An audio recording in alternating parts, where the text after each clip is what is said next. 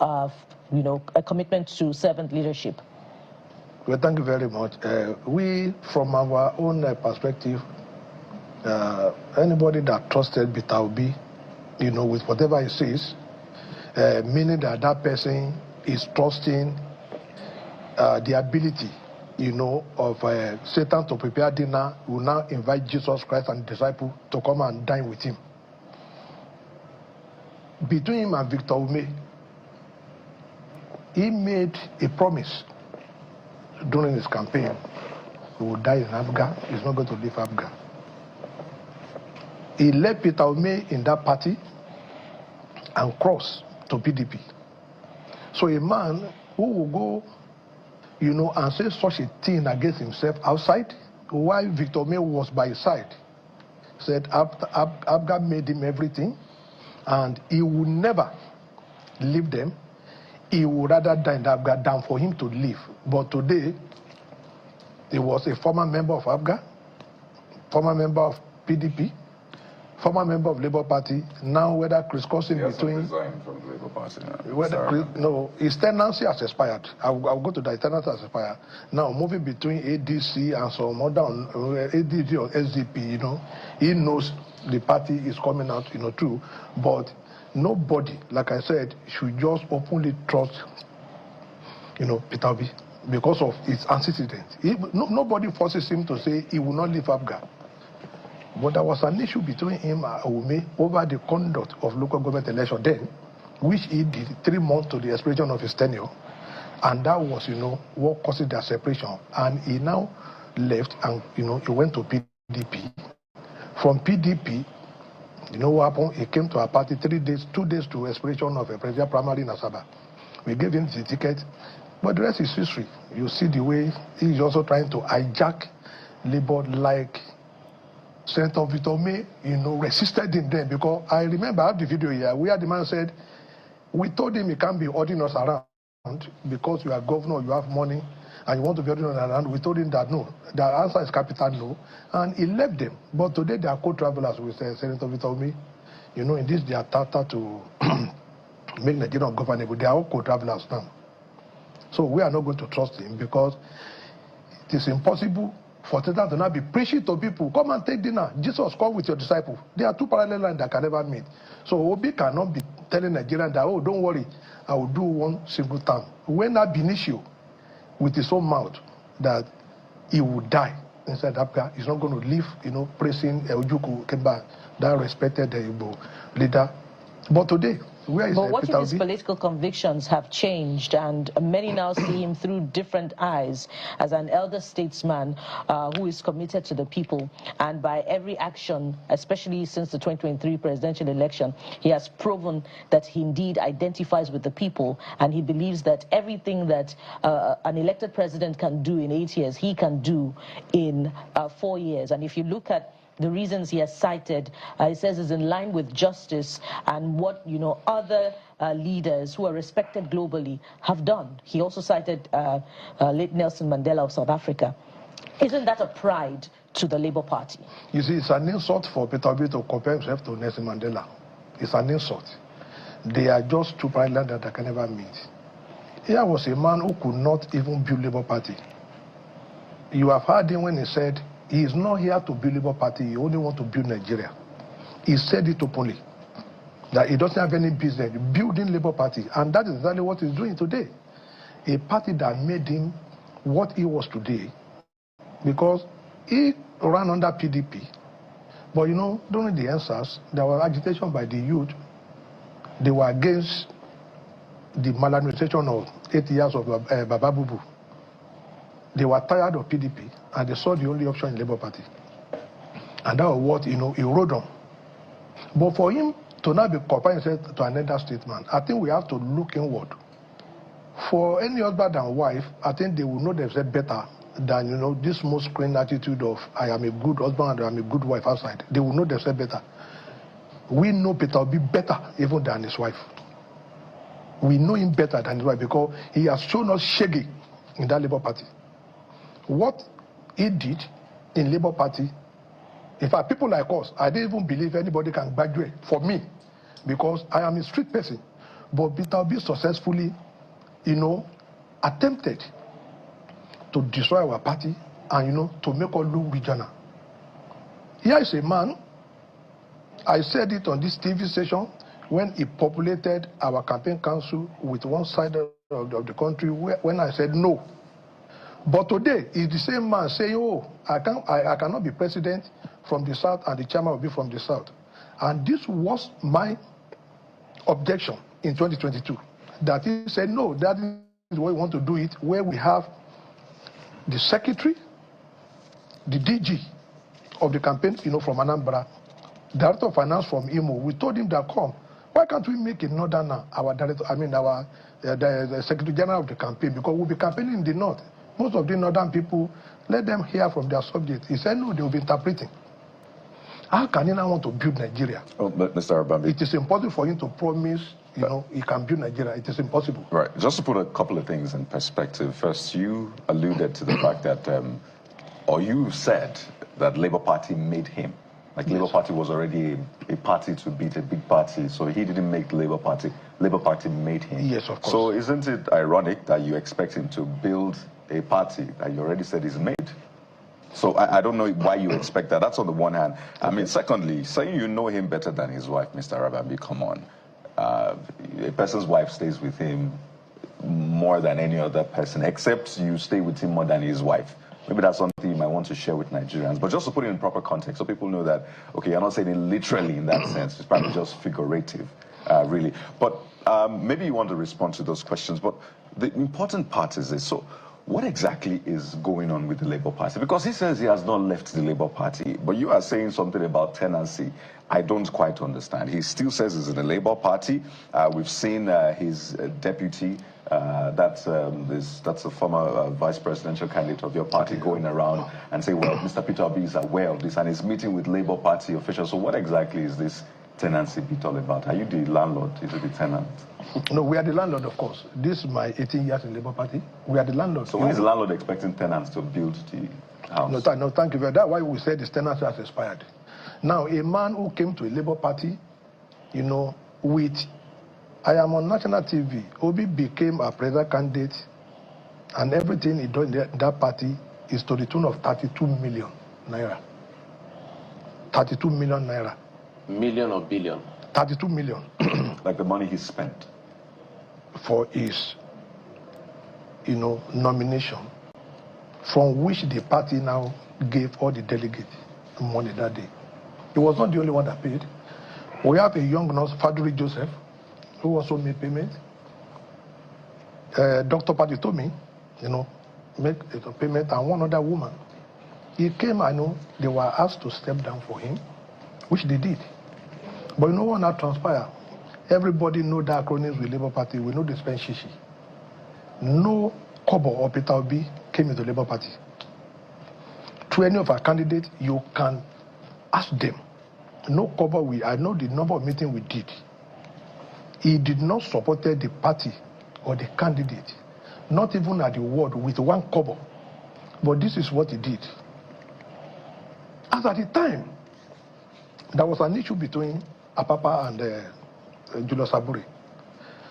They went to US.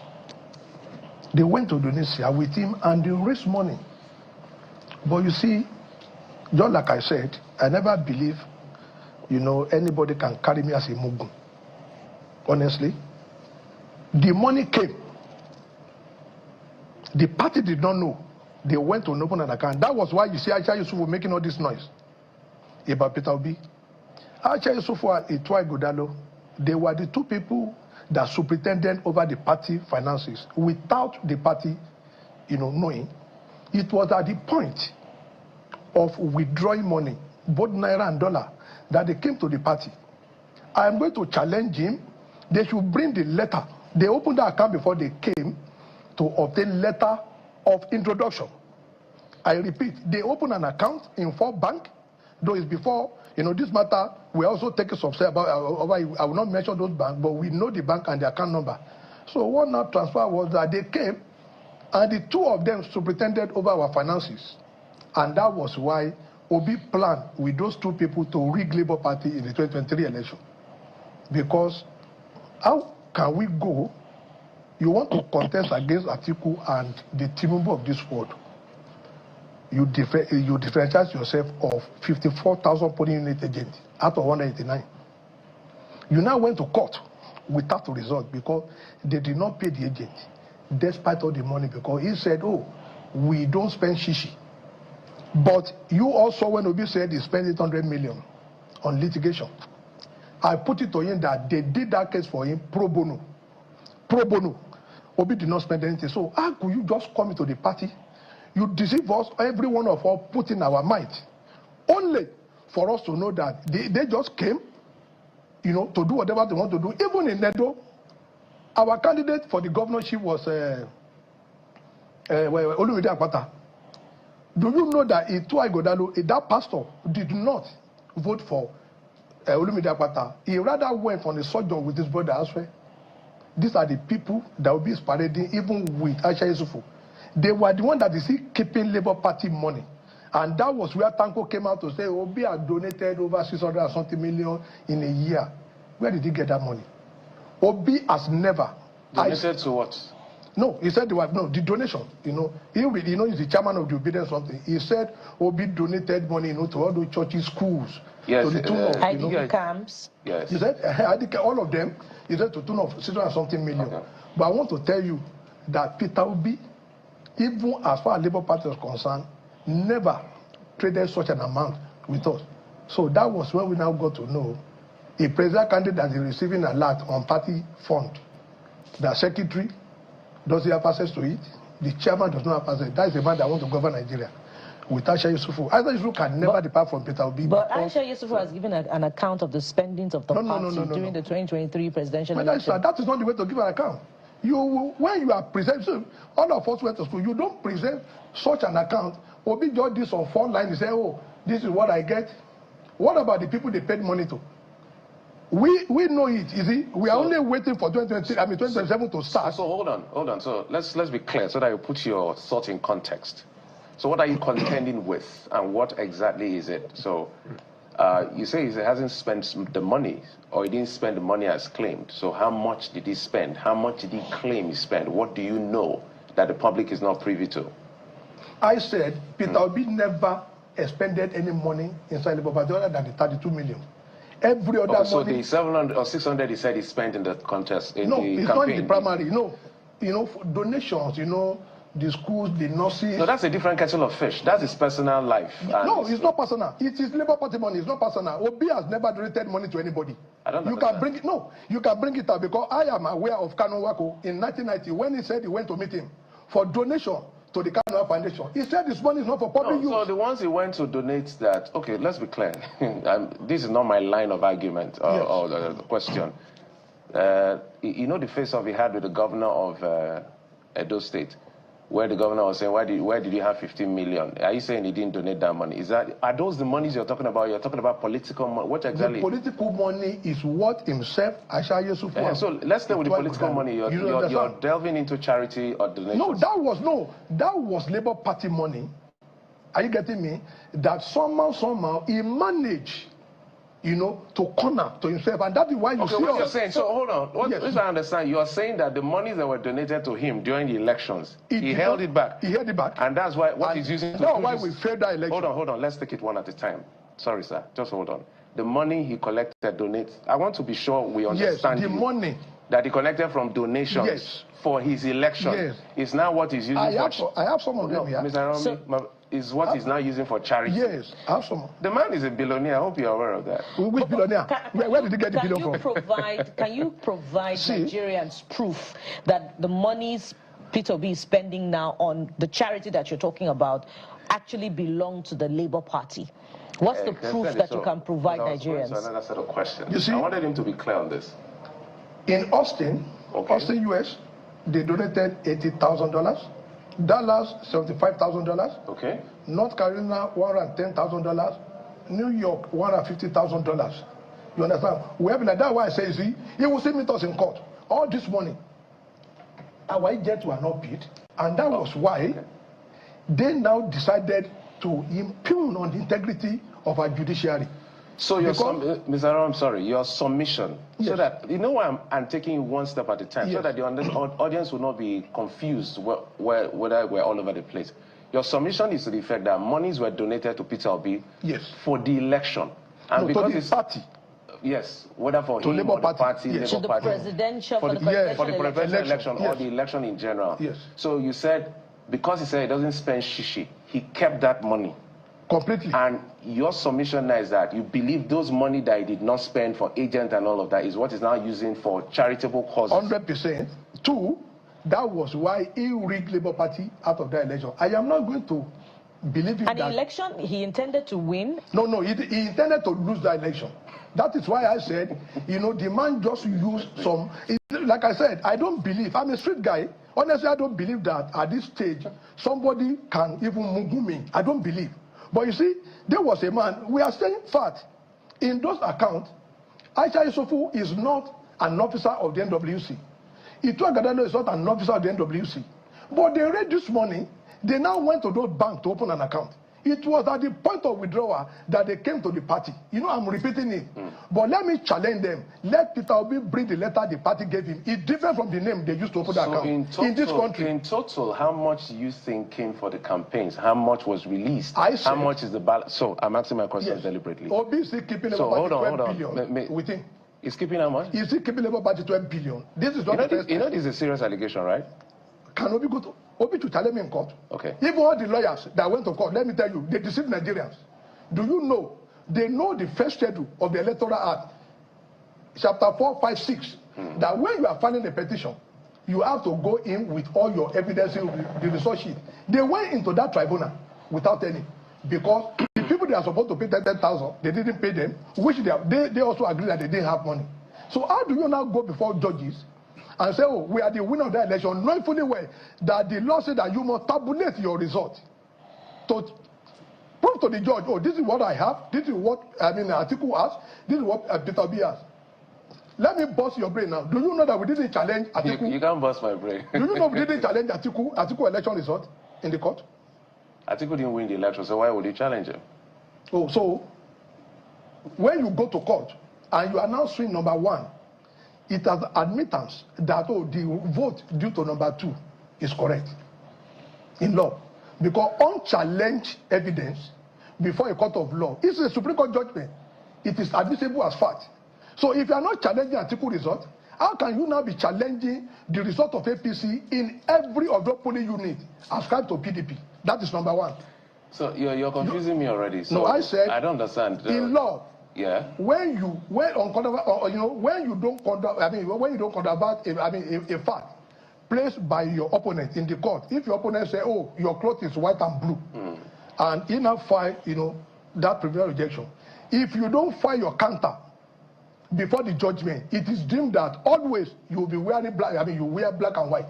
You cannot win that case because the judge will ask you that you did not controvert the evidence of this man, and you let it unchallenged. In simple terms, so somebody won the election. He said he also won the election. Very good. Atiku also won it. Atiku didn't challenge Peter Obi, did he? Atiku challenged... no, Atiku cannot be challenging the third person. Okay. But he was challenging the winner. It's actually the same. It's the same thing. No. It's not the same thing. No, because it's also admitting that those votes... You said? Are you a lawyer? I can argue that. I have... Okay. Are you a lawyer? So I have two. Here's what we'll do. Because Nigeria is here. No, it's not about... I have the electoral act, and I have Pretoria of judgment of Supreme Court. It's not about Peter Obi or Atiku. No, I said lawyers are listening to me. It's jurisprudence here. Yes, I said when you fail to, controvert a fact placed before a court of law, you will lose that matter.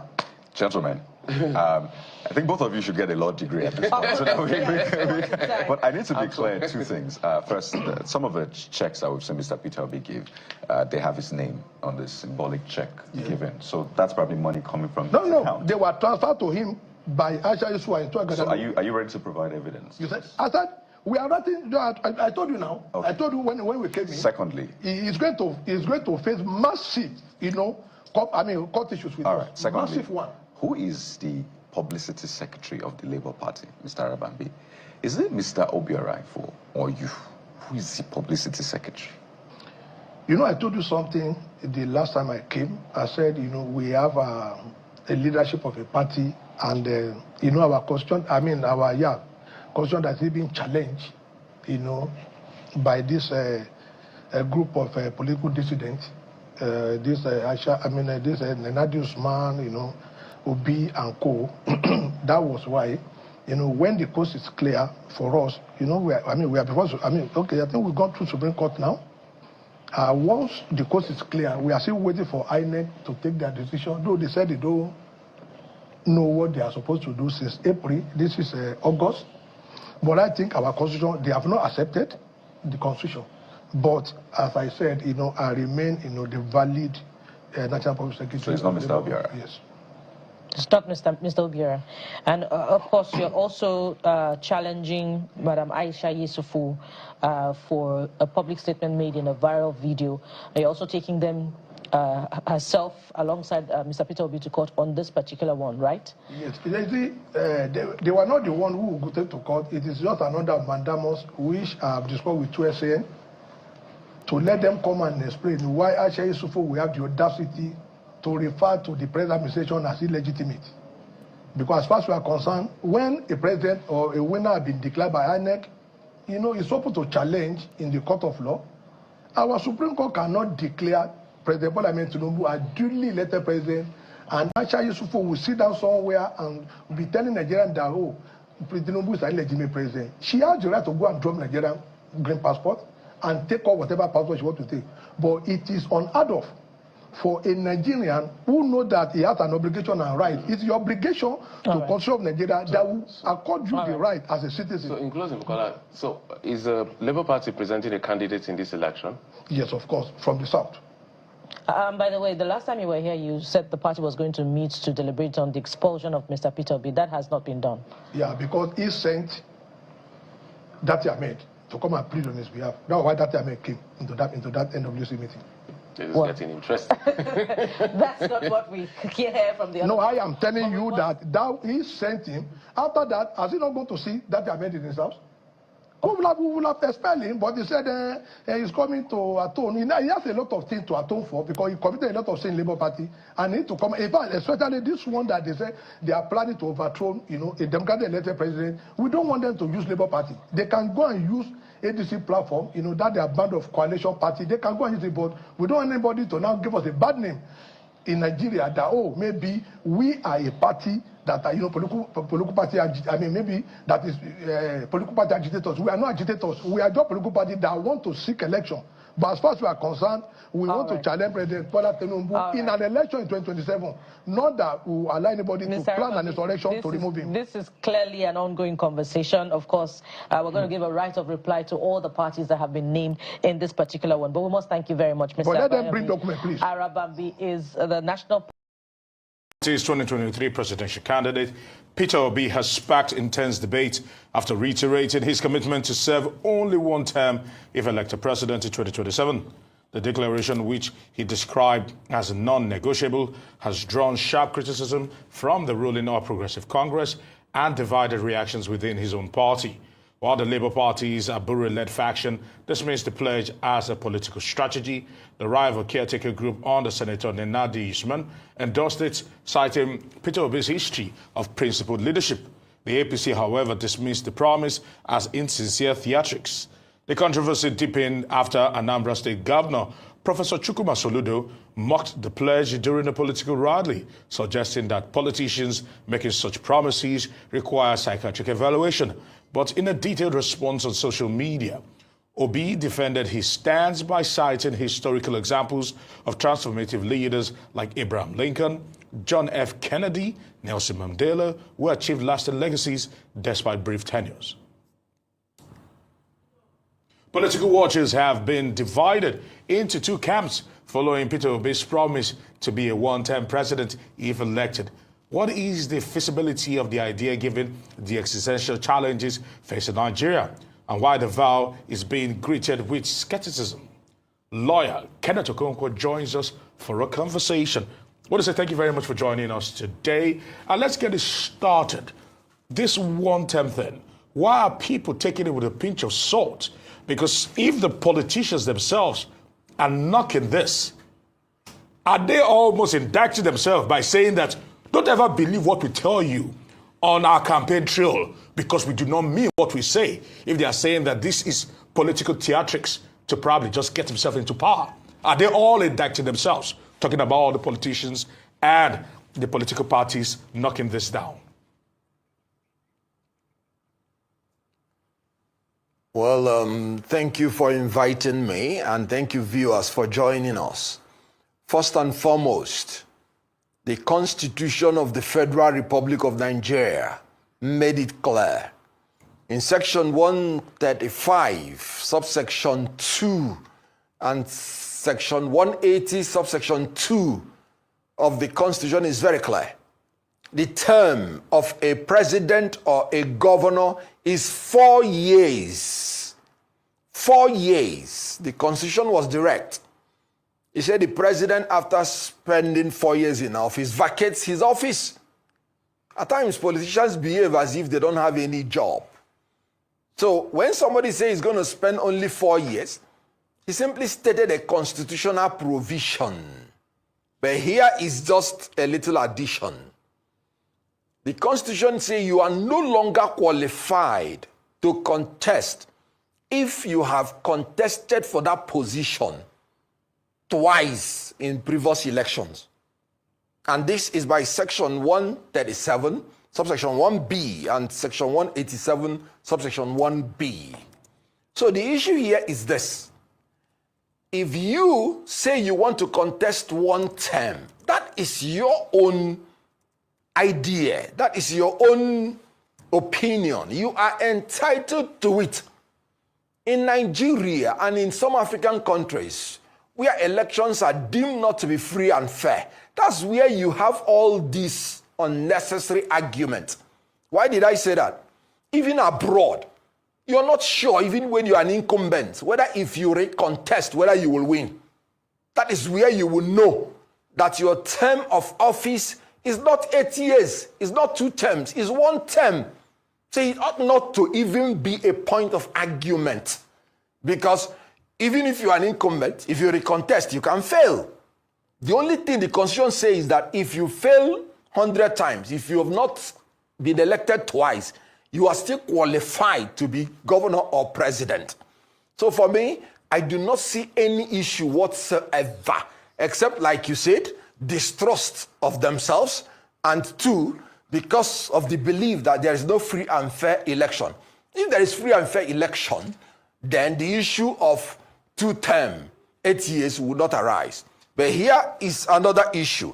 Because of our rotational arrangement, which has this proposition of 8 years for South, 8 years for North, politicians now do not want to place themselves in a disadvantaged position, because 4 years having been taken by a Southern politician, if you are a fresh politician and you want to do another 8 years, you will know that you are dead on arrival. So it's a political strategy on its own for you to accede that you will do 4 years. It is not because the politician did not want to do 8 years, no. But he knows that he has only 4 years left from the Southern, remaining term. But here is another issue. By agreeing you will do 1 year, you do 4 years, you have also agreed that if there is any other Northerner that say he will do also 4 years, then both of you are at the same level of equity, because there would be no injustice either section. So there's nothing wrong in a party, for instance, especially an opposition party that doesn't have an incumbent, saying in order that Nigerians will be free to trust them, that they are going to have a transitional government whereby whoever is going to contest would have to agree to do 1 term and do not exercise his constitutional rights to recontest. A party can do that, so that whether they present a candidate from the North or from the South, the Nigerians from either section will not feel that they have been betrayed or an injustice meted out to them. For instance, if a Northerner wins in another political party and commits to do 4 years, then what it means is that the South and the North has shared for 4 years, like they did during the Yaradua Goodluck Jonathan period, and there will be no injustice. So there is nothing, absolutely nothing that ought to raise concerns or arguments. But like you said, you know, a man who kills by the sword does not like people to wave sword at his back. So politicians have made themselves very untrustworthy. So they go the extra mile to prove themselves when they make any proposition. All right, Mr. Konkwo, that's noted. A lot of people might have focused on the what in terms of what was said. Obi to now maybe whip up sentiment in a way to say that just give me once, I will deliver, and then he is using these prominent personalities to persuade Nigerians. Well, it is a function of trust. These prominent personalities think he is what Nigeria needs, and they have gotten him to make these promises pledged, and he has made them. I think it is left for us to hear him, and since he's a man of character, we should believe him. You are wrong to doubt him, because other people also make similar promises, and some of them go on to keep those promises, some go on to break them. In this case, Peter is such a historical leader that I am inclined to believe him. You served as his former special advisor on public communications. And don't you think, looking at what is happening now, the presidency is a bit getting farther away from him, looking at his relationship with his newfound bride, because he has not actually defected from Labour Party. Maybe he's playing the ostrich, I don't know, or he's sitting on the fence. Now that he is aligning with the ADC, do you foresee him making any headway using that platform? I think you need to understand, which I believe you don't understand yet, is politics. A lot of groups have come up and they seek to work with him. So ADC is one of them. Of course, there are the Buhari fundamentalists led by Nasir El-Rufai. There is also the bulk of the leaders from the north who used to support Atiku in 2023. They now stayed back in PDP, and they are speaking to Peter to come back to PDP. Because if you remember, this argument started internally in the PDP. When the PDP refused to zone, that was when I started my agitation. And then some people said I didn't have a candidate, because I thought it was a wrong thing for anybody to say that after 8 years of the presidential pendulum being in the north, that it should not come to the south.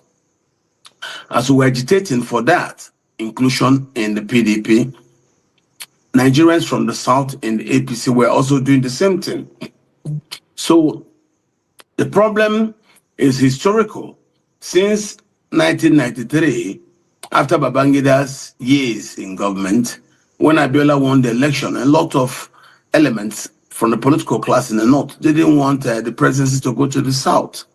So we have come back to that particular argument, and that was why we left the PDP to start the youth movement.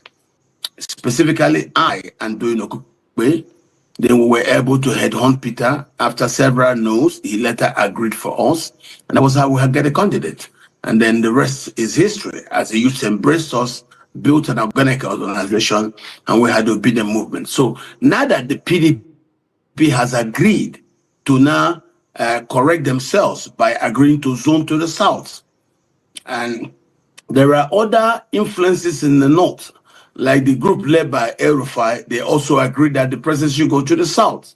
The group of elder statesmen from the north in the PDP, with Jerry Garner, Babangida Aliyu, and all of them, they also agreed that the presidency goes to the south.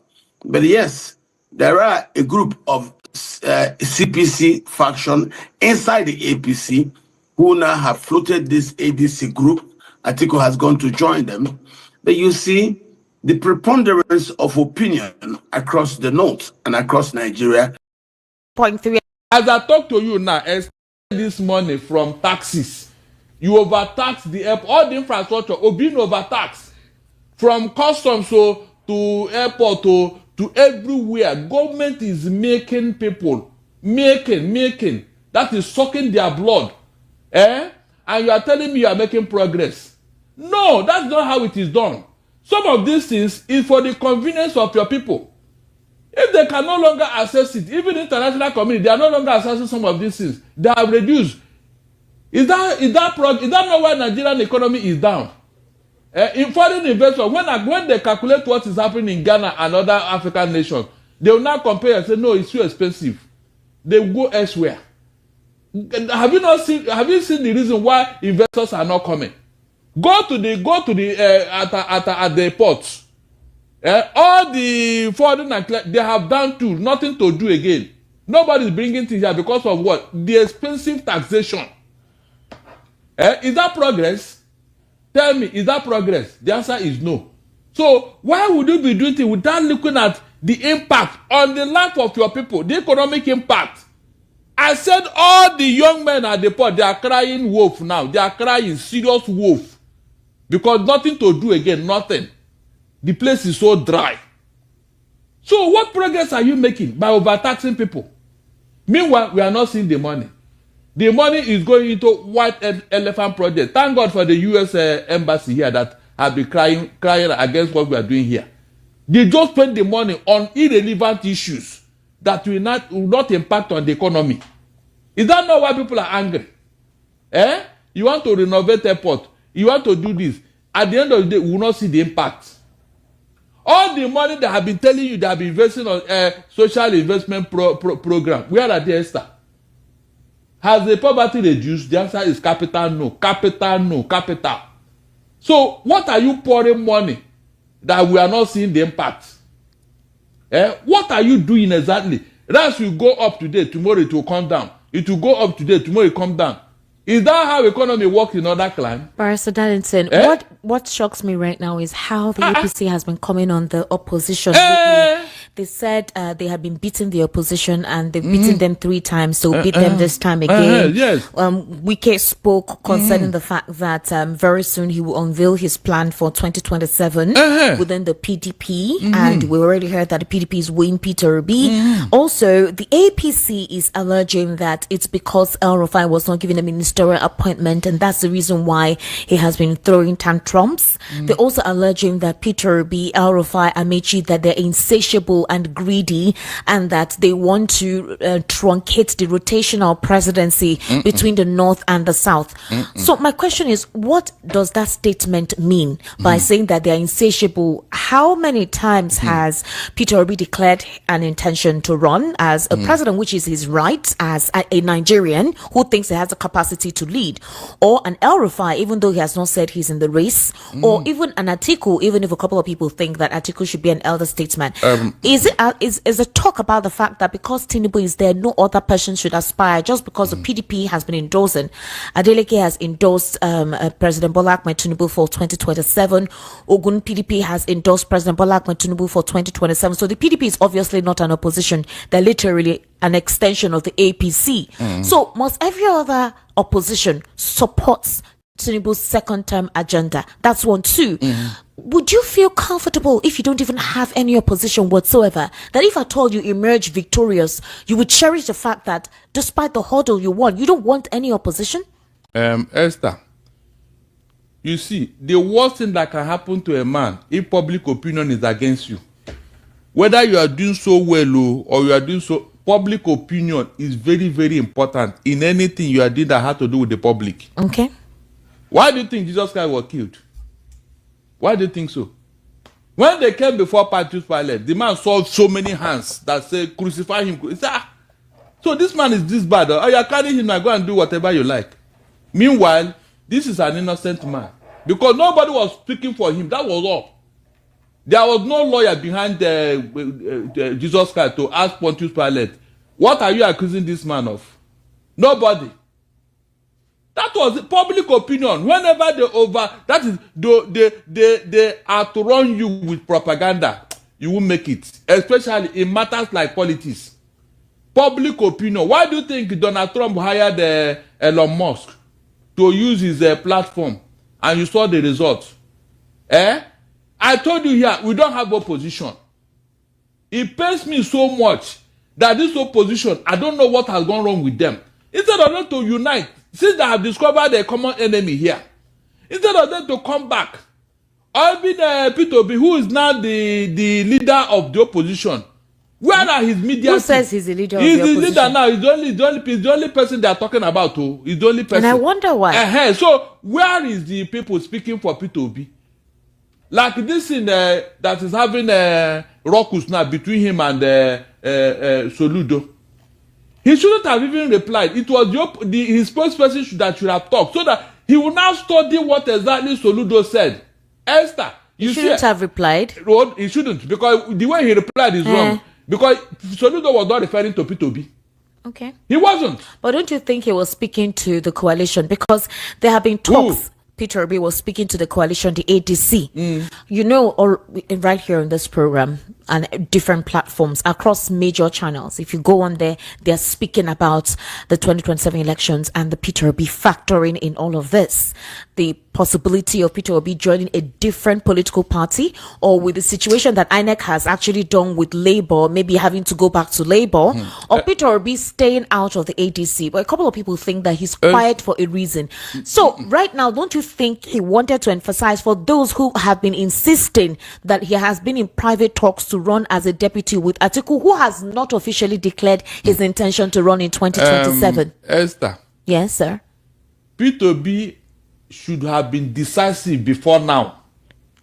All this sitting on the fence, no. Take the bull by the horn. Don't you think he's being careful? Any alignment he's part of, it is ruined by the opposition, which is the APC. They come with different mechanisms to destroy it. This is where your calculation should come in. Your political acumen should come in. I'm telling you. Don't you know that it's because of this delay by Peter Obi that is causing everybody to be talking anyhow? Talking anyhow without any strategic you don't think the silence is a strategy? It is not. In this particular issue, it is not, because the man in power has already gone ahead before the opposition. Why do you think Tinubu fired the first shot? Something that the opposition should have been the one kicking and bulldozing everywhere. I said, who are the people talking for Peter Obi? With all the spokesperson, Tinubu still organize these digital media people. What are they going to do? To confuse and brainwash Nigerians into believing what Tinubu is doing. This thing, like I've already told you, I've asked you that question. Where is Peter Obi's base today? I was thinking that by now, Peter Obi should be working with Soludo in Anambra. Knowing fully well that yes, there is experience that Soludo has, especially being a former CBN governor. You know, I don't talk anyhow about these people. But when I see something that is, I will say it. Peter Obi should have worked with Soludo. In the first place, Soludo is his senior brother. They should be working together so that Peter Obi can have a base from his home state. Are you getting what I'm saying? This thing he said now, it was replied out of context. When Soludo was campaigning, he said that, remember that Kachuku made the same statement that he's going to run for one term. Yeah. He said it in Anambra. So Soludo now replied him and said, come, anybody that is saying such a thing should need a psychiatric test. But why? Why would you say the person is a psychiatric test? What does the Constitution say? Hold on, I am coming. That is what I'm saying. Even though Soludo may have replied it the way he did, but he was not replying to Peter Obi, because he said if the person now succeeds in what he's trying to do, he will now alter the zoning formula in Anambra, that when he finish, it will go to Anambra Central. And one of the reasons for this zoning is for peace and equality and tranquility to remain in that state. That is the essence of zoning. So why would Anobi now reply that look, his spokesperson should have been the one to reply than for him to always reply in the wrong way, but or he will keep quiet. Let's look at things objectively. So the references even Peter Obi made is even more, is that of context. But Barrister, do you know this analogy you give now is the same analogy that the APC is saying under the presidency. For example, you said something that if somebody comes to do one term, it will alter the zoning process to maintain peace and whatever. In other words, there should be nobody that would come up to say they just want to do 4 years. That is one term. Meaning, leave Chukuma to finish his 4 years. Then the next term, another person from another zone will come on. Is that not the same equation that the APC is using to say, leave Tinubu to use 2 years, two terms, and then in the next election, the other zone for peace and tranquility to reign? Esther, they said when evil is allowed to fester for too long in an environment, with time it will become tradition and culture. Have I not told you that? What are you saying? This north and south permutation, have I not told you here that I want it to be destroyed? Okay, so why is that same analogy not applied with Anambra State? With what you just said now?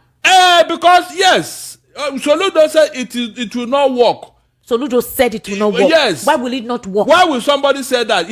Now remember that it is all like that. They want to use it to deceive you. No, Barrister, why did you say it will not work?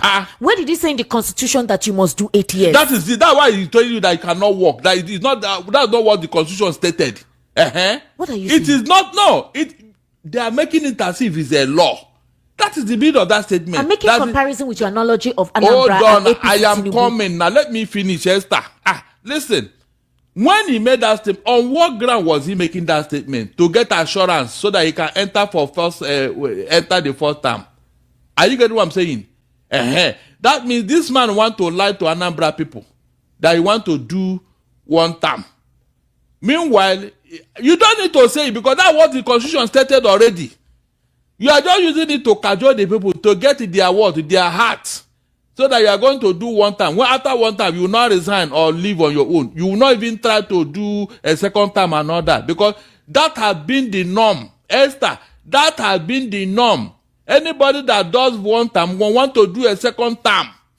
All the people that Obi was referring, go and check. Barrister hold on. You are confusing me here. No, I'm not. Please, okay, wait. This is my question. You said Chukwuma Soludo was not referring to Peter Obi, isn't it? Yes. In other words, he was saying that the other contestants in other political parties who claim they want to do 4 years, that they are lying, that it's not true. There's a zoning formula in Anambra State. So why don't you allow their own zone finish so that at the next elections, the other zone will come up? And I'll ask you, what differentiates that line of thoughts for peace and coherence in Anambra State? That's the APC or President Bola Ahmed Tinubu is doing. What is the difference? That's my question. The difference is that you are making it look like it's a law that you are supposed to do a term, but you are choosing to do 1 term. But you just said now that why will anybody want to contest for the tranquility of Anambra State? Why would anybody want to claim that they want to do 4 years? When I said, where in the Constitution does it stipulate that because of some peace and tranquility zoning thing, you must do 8 years? It is the context under which Ukachukwu was saying it. He wants to use it to buy vote, buy the heart of the people. You can actually say that Peter Obi is doing the same thing, if this is what you're saying. You say what? Yes. Look, Peter Obi, I told you here the first time, did I not tell that I condemn it? There was no need for that. There was no need. Yes, there was no need for you to be telling them I will do 1 term. As a matter of fact, is it not 1 time that the Constitution allows? So why are you saying it? Why are you saying it? You don't need to exercise. Before the ADC came on board, what was your take about Peter Obi? Before ADC came, before this coalition came, and Peter Obi, we already knew, wanted to run. Good. What was your take? I was supporting him. You were supporting him as a sole candidate. So what? We're supporting on what him ground? with who? On what ground? Why would I say sole candidate in the Constitution or what? No. Have I not told you that there are no independent candidates? So what were you suggesting? I said he should run. Yes. Now why now are you now suggesting because Labour Party? Oh God! Look, can Peter Obi run with Labour Party now? No. Apart from what happened recently, before now, did I not give you my reasons why Peter Obi cannot go to Labour Party? Because of what has happened. Before that time, I was telling Peter Obi, since you made Labour Party what it is, go back there. I said it here. But when INEC and the Supreme Court did what they did, I said no way. Peter Obi went to go and submit the decision of the Supreme Court. Yet INEC sat on it. And I asked you here, will Peter Obi now go to INEC chairman and put gun on his head? So yeah, recognize what the Supreme Court said. Will he do that? I said based on what is going on, instead of wasting time, go to a party that has not been tainted, that has not been polluted for now, and which was ADC, a coalition that was being formed. Because a PDP is a no-go area because of wiki. I made my point clear, Esther. I don't know why you're taking me back there. No, what I'm asking is, when the ADC came on board, you said supporting that the strategic means is for Peter Obi to be vice. But before the ADC came on board, you were proposing that, okay, Peter Obi has a strong win on his own, even if what is going on with the Labour Party. So how can I, hold on, Esther, how can I, no, please don't go, don't say the wrong. I can never tell Peter Obi to go and run. It's not possible because there's nothing like that in the constitution. No, not like solo, like as an individual. You were saying that he has a strong tendency to win if he joins any political party as a presidential candidate. No. You have seen you now. Okay, which of the political party? Before that time, look at what was going on. Was the parties where they are today? The party that I was suggesting for Peter Obi, were they like that today? Okay, so what was your stand before the ADC for Peter Obi then? Before the ADC came, what was your stand? I told you here, why are you asking me? No, I said Peter Obi should run with the Labour Party that made him, or he made Labour Party, that he used the first time. Let him go back there and do whatever he wants to do politically. Okay. Until the Supreme Court came out with what they did. Are you not listening to me? The Supreme Court made Abure not to obey, the INEC made Abure not to obey what the Supreme Court said. I discussed this in here, Esther. Have you forgotten? How can I tell the people to go and jump into the lion's den? If not for what happened recently, whereby INEC now reinvented himself and obeyed that order.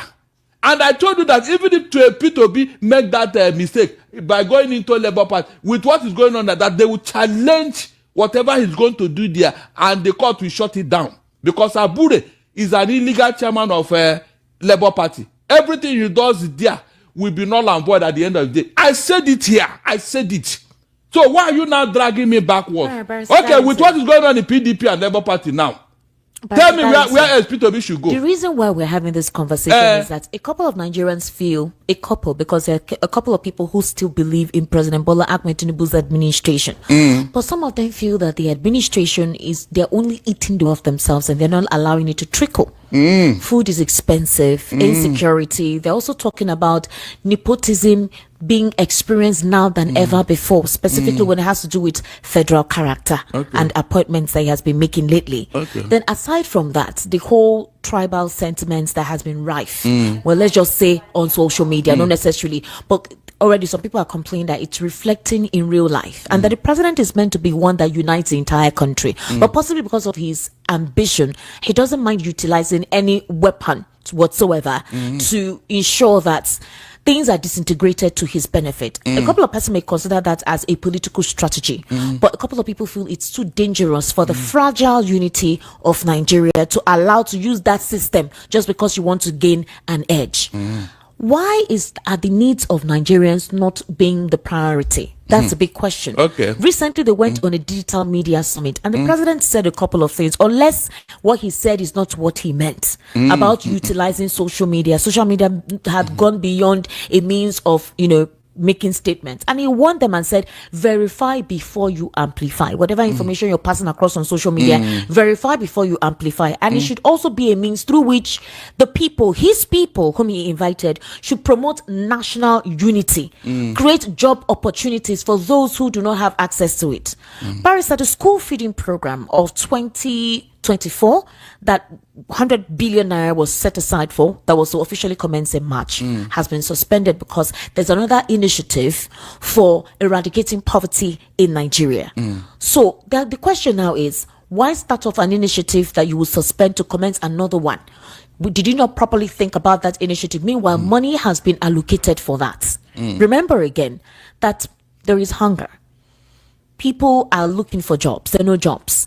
Insecurity prevails in certain regions. The day we're going to talk about that of Imo State, that I don't even think we're going to be done for 3 hours here. So why is it that the president's aide, they all respond?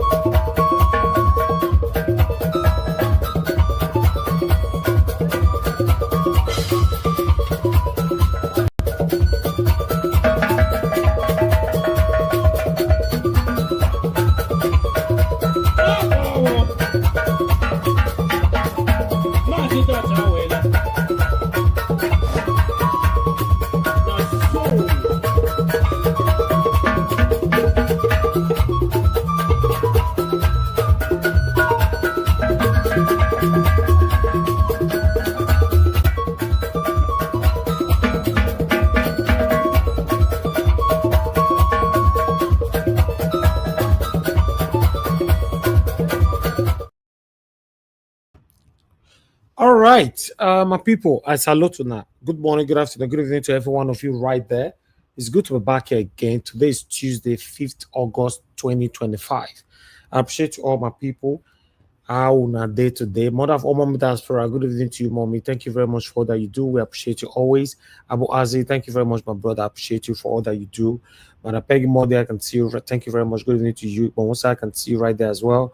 Best Max, Wabo, Felix, Mike Kambare, Love Maduka, Monde Ferreira. God bless you all, my people. Isaac, I can see you. Tony South, thank you. Light, I can see you right there as well.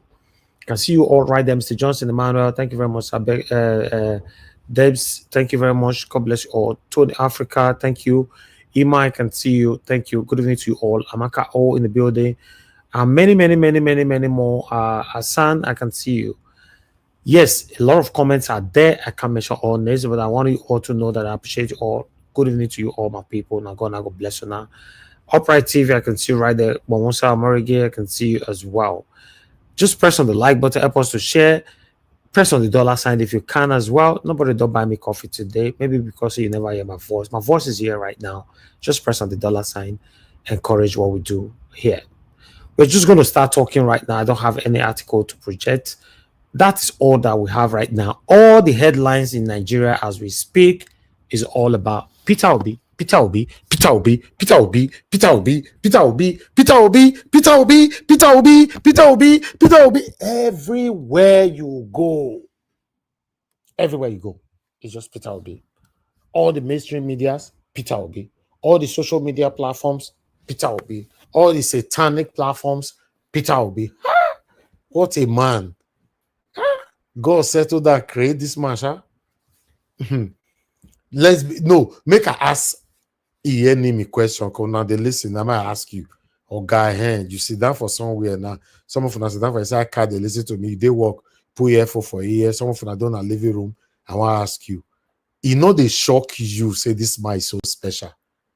Yes. You say make I shut up, Abi. I don't feel shut up because for your mind, you say make I shut up. They surprise you, say, how can one man be this special? Since they born you never see any person like this before for the political space in Nigeria. We name just circulate everywhere. Peter will be everywhere. Even when I do my research, I say, can we talk about something else? And there's nothing to talk about. Peter will be everywhere. Let me call of the fight. Look Arabambi. Arabambi and my governor for those states. I don't even know the one where he goes school pass now. Or who no book pass anymore. I don't know. Mr. Elvis. Yes, sir. I greet you. Now Arabambi make me join the platform and I abandon stuff I'm doing because of I was listening as we are presenting it. This Arabambi of a man, everything is said today. This is the highest allegation against Mr. Peter Obi ever. So Arabambi must go in for this. If Arabambi supposed to go in for this, I just want to set the record straight, Mr. Elvis, because your platform, Niger Watch, table go turn. People go fight where. We go fight. I just say because if Peter Obi and the likes of Aisha Yusufu do not nail Arabambi on this one, expose him or sue him, I will believe everything 100% that he said without exception. This must stop. If you don't nail him, I mean nail. When I say nail, I'm talking now metaphorically to nail him so that this will be the last time in his life that he will say things like this. If you don't do that, and I mean it, within the next 24 to 36 hours, Mr. Peter Obi do not come out, I will believe Arabambi 100%, and I have every right to do so, and I have document also to back it up as well. Arabambi's document. All right. Because if you don't want anybody to believe Arabambi's document, bring your own document. This is the greatest allegation ever. 12 billion naira is now on the head of Mr. Peter Obi. 12 billion. He has to come out and tell us where is 12 billion. And he must do that fast. This is not an hanging matter. Otherwise, I will believe everything. Everything, 100%. Why shouldn't I? I'll just leave it there, Mr. Okay. Elvis. This is a serious matter. All right. I'll come to you shortly. You are the first to also give your submission anyway. But let me just see if anybody is going to call in. If not, then I will come to you. But meanwhile, before I wait for anyone to call in, okay, somebody's already calling in. Let me take this one quickly. Oga Presakwashi, after 78 years. Thank you, sir. Yes. Good evening, sir. Niger Watch. Yes, sir. Good evening, Niger Watch. I know you are still doing some presentation and all that stuff. Talk to us. I just wanted to say one thing. Can we stop all these things when people like Arabambi say something, we just come and say, oh, we're telling Obi to do this. Come on now, please, guys. There are better things to think about than to think about the satanic Arabambi. They are no longer in Labour Party. They're no longer there. So why are we so concerned about those people? Who is no longer in Labour Party? Arabambi is no longer. He's not. What do you call it? He's not in NWC. Oh, okay. Okay. You see him going from one television to the other. He's just listening to his famous stars. You see all of you. So what should we pay attention to him? I don't even know why they are entertaining him. Are they entertaining him based on what? What status? What is his status now? Please, guys. Please, I don't care whatever Arabambi has to say. Let him say it. It's bull. For me, it's a crap. The same way he came the other day. Oh, the 4 years, whatever. That he doesn't believe in it. That Obi will not keep his word. And then at the same time, he went to Ume. That Ume said this about Obi, another kind of a thing. For Christ's sake. Okay. Listen to that goat. All right. So for me, please, let's save ourselves the headache of every time. Oh, let him come. He's not defending anything. They can go to hell. So so no, before you go, are you telling people how to react to news like this now, or you are just giving us? I am not telling people how to react. What I'm saying is nobody cares what Arabambi has to say. Okay. That's what I'm saying. Okay, because it's just a discussion. Because nobody cares about any of those things. Oh, because he's a goat, as you said, right? He's a goat. He's a satanic goat. Hi, Kodu. The satanic one that you can't even eat.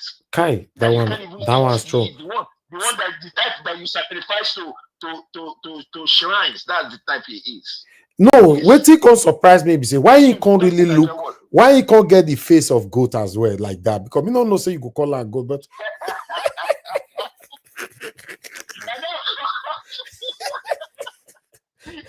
all right, sir. Thank you. Arabambi, they say you be goat. Mr. Elvis. Mr. Tony. Mr. Elvis. Please hold on. I have course. I'm taking course now, sir. Please hold on.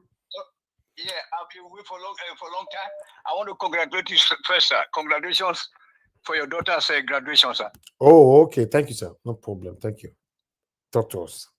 So, because that very day I was very busy, and somebody told me that they called me and said that you are not online. Then when you came online, then I put it on, but I was so busy. And then all these days I'll be facing some paperwork stress in Germany, really serious. But I'm just getting everything back to normal right now. Oh, Thank you very much, sir. That you are able to do that for our state. And then for me, it's a double celebration because my niece also graduated. Was called to the bar. That same month. On the 7th of July. Of July at the German. So it was a double celebration for me. Congratulations. At a blue. For everything. Thank you very much for the contribution because that is it's a great achievement for Edo people. We should all be proud of it, of her. And my niece also, you know what I'm saying? Okay. My niece, I can just say her name is Joy. I call it J.I. because I don't want to disclose my father's name. So J.I. Okay. I hope that she's listening to me right now, or the mother. So that's just for that. Then also, I'm still coming back to come and tell Jonathan that he doesn't know anything about politics. You know what I'm saying? You know that I used to respect Jonathan. You might have noticed that from my commentary every time I do hail him, I thank him for being objective. But last time also, he was just abusing me there. Then he consisted, at me when you don't know, Mr. Jonathan don't know anything about politics. Okay. What he does is jumping into the bandwagon all the time. Sometimes we just jump, come out, we will jump in again. It's never steady. You know what I'm saying? Never consistent. Okay, you called because of Jonathan, or you are giving submission on what I presented. No, I said you called because of him. Please ask him what he's referring to. What exactly is he referring to? You said, okay, hold on. He said, hold on, sir. Hold on. Mr. Jonathan said, what are you referring at? You say he doesn't know politics. In what area? And that's where I'm going now. So, the other day, I was saying that we don't want anybody to create any state out of Edo. They can create local government or whatever. Then I say because, in African context, whenever you create a state out of a state, then it will amount to division of the people. Because we are not civilized enough to be, because, actually, make a borrow your this your word. Actually, when you create states, you bring government nearer to the people. Hence, Midwest state was created out of Western region to bring government nearer to the people. So today now they say that Osadebe and Bello Saje that fought in Ahuru that didn't want this. You can see Ambrose Ali and Awolowo, they don't want this state to be cut out. With in Ahuru, they want this state to be in Western Nigeria.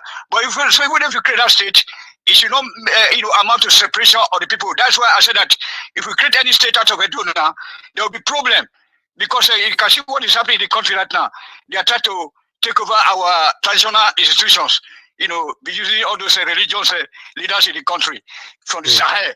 So that's why I said that in our own place, when you create state, you divide the people. So you should look for, and then when you create state, you will be duplicating all those governors and all those useless people that are always called legislators. You know what I'm saying? So that's why I said that he doesn't know anything about politics in Africa context. If you create states in Germany, it's very good. It will bring development nearer to the people. That's the main purpose. But the black people will never get sense. Many black people will not get sense. Once you create state, they start to divide each other. Okay. So that's why I said next time I will talk on that because I don't want to consume your time. Okay. Thank you. Yes, sir. Thank you. Where's Kakabo? My brother. Thank and you. the local government, all those are Edo names, Igbobi, all are Bini names for Lagos. All right. Thank you, Mr. Tony. Thank you. Maybe Mr. Jonathan will understand. Did I say the sin where you commit like 78 years ago? Now I can't punish you for so. I don't even understand. I can't even. You see, I can't. It's not articulate. I don't understand what he was talking about. I don't know the reference and what he was referring to. It's one of the submission maybe you gave in a. I don't understand him. It was not specific, so I will just leave it. I will just leave it at that. I'm not going to dwell on it because it's not. It's not. I will just assume. I will take it that he wasn't talking to me, so I will just leave it. Okay. All right. I appreciate you all, my people. Thank you so much. I would like to quickly take these short videos so we can round up. Omo Elesowore is response to Peter Obi's one-term declaration. At the center. So if I want to be president of Nigeria today and I'm competent, you are saying that because my zone already presented a useless person, I will not be able to have an opportunity until the other zone provides their own useless person to waste my time. And before you know it, the country is gone. So it's senseless for anybody to come on TV or come openly to tell you that, oh, we only want to spend 4 years in power because we already have a covenant with the political devils not to spend more than 4 years because they need to present another bad person. It shows to you that they were never interested, and that's the highest level of desperation, by the way, to say that, oh, I just want a quick opportunity to do what I can do, and I'll move and shift away. What if the people say to you in 4 years, we want more? Or because you had an unwritten agreement, an unspoken covenant with somebody or some people who are not known to law, who are not known to Nigerian people, you are going to leave. It shows that you are not serious in the first place. But it's a trick. You know, anybody who believes that a Nigerian politician will spend 4 years in power and leave after 4 years, yes, I have a breed to sell to you.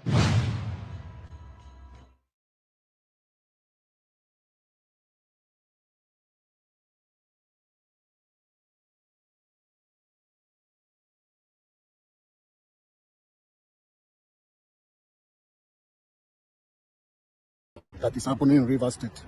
You know, go better for him, all of them. Now God will help me punish all of them. All of you where they support the wrongdoing of the FCT minister Nyesom Wike. What is happening in Rivers State today? There is no democracy. There is no governance. People are dying in silence. People are suffering in Rivers State and smiling. Nyesom Wike has made a lot of Rivers people believe and adopt a wrongdoing as a way of life. You travel from Abuja, you flew to your own house with private jet of Rivers State.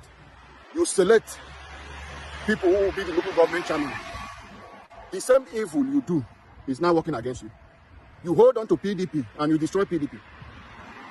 You did not allow a sitting governor who is a PDP. The one you claim is your boy. You frustrated him. He used the Elephant Party to put local government chairman. You use your Supreme Court and cancel that election. You sack them from office. Today, the same irregularities. You want to use a sole administrator to conduct a local government election. Illegality upon illegality. The same PDP you destroy, you say you own the PDP. You said you use Rivers State resources to sponsor the PDP. That same PDP, you are unable to use it to put your local government chairman. Today you are APC. The same APC you denied that you people did not defect to APC. That same APC today is where you are using as a platform to put local government chairman and councillors. Evil that man does, live with them. He's not living after you. He will live with you and live after you. Your children with you will suffer. The pains you are causing Rivers State, FCT minister. I pray God to keep you long life. Oh. No matter the chronic diseases you are suffering today. May He never take your life so that you live and continue to suffer the pains that Rivers people are suffering. You have turned our elders. You've made them. They can't even talk. The ones that will talk against you, you use state institution against them. The ones that are following you, you use money and buy them over. Make them useless. Today, we don't have anybody in Rivers State that can stand and tell you, stop this nonsense you are doing in Rivers State. You brought in state of emergency. Your state of emergency in Rivers State today have attracted a lot of strangers into our resources. The people of Rivers State are not benefiting anything from government. No governance, no development. In a month, at least Rivers State will have about 70 billion. What is it being used for? It's shared across politicians. And you think you are powerful, you are doing the right thing. You said you have had peace, you have found peace. Because you've gotten what you want, you've taken back the state, taken our resources, that is the peace you've gotten. That peace you're talking of will be very far from you, sir. It will be very far from you. You will be alive and your children. You will suffer the pains that we are suffering today. You will cry everything you've taken from Rivers State. By force, by crooked way, you will vomit it, you and your children. All of you that are supporting this evil, may your own children have the character of Nyesom Wike. All of you are supporting evil. May your children have the character of Nyesom Wike. You that is supporting them because you want to be local government chairman. How far for both of you? Most of you who supported him. Today he came to select some local government chairman. Some of you did not make it back. Not that if you stand on primaries, you will not beat these people. But because you can't do anything. They have knocked you out and you have accepted defeat. And you can't challenge it. Because one man sat in his room and decided who will be the local government chairman. The fate of Rivers State, it will never be well. That is why I said, stop supporting evil. Evil is an evil. The evil you encourage today will work against you tomorrow. Some of you could not make it again to your second term as local government chairman. He has selected people to go to APC. Nothing like primaries again in Rivers State. What we have is political rascality, madness that is happening in Rivers State. Madness.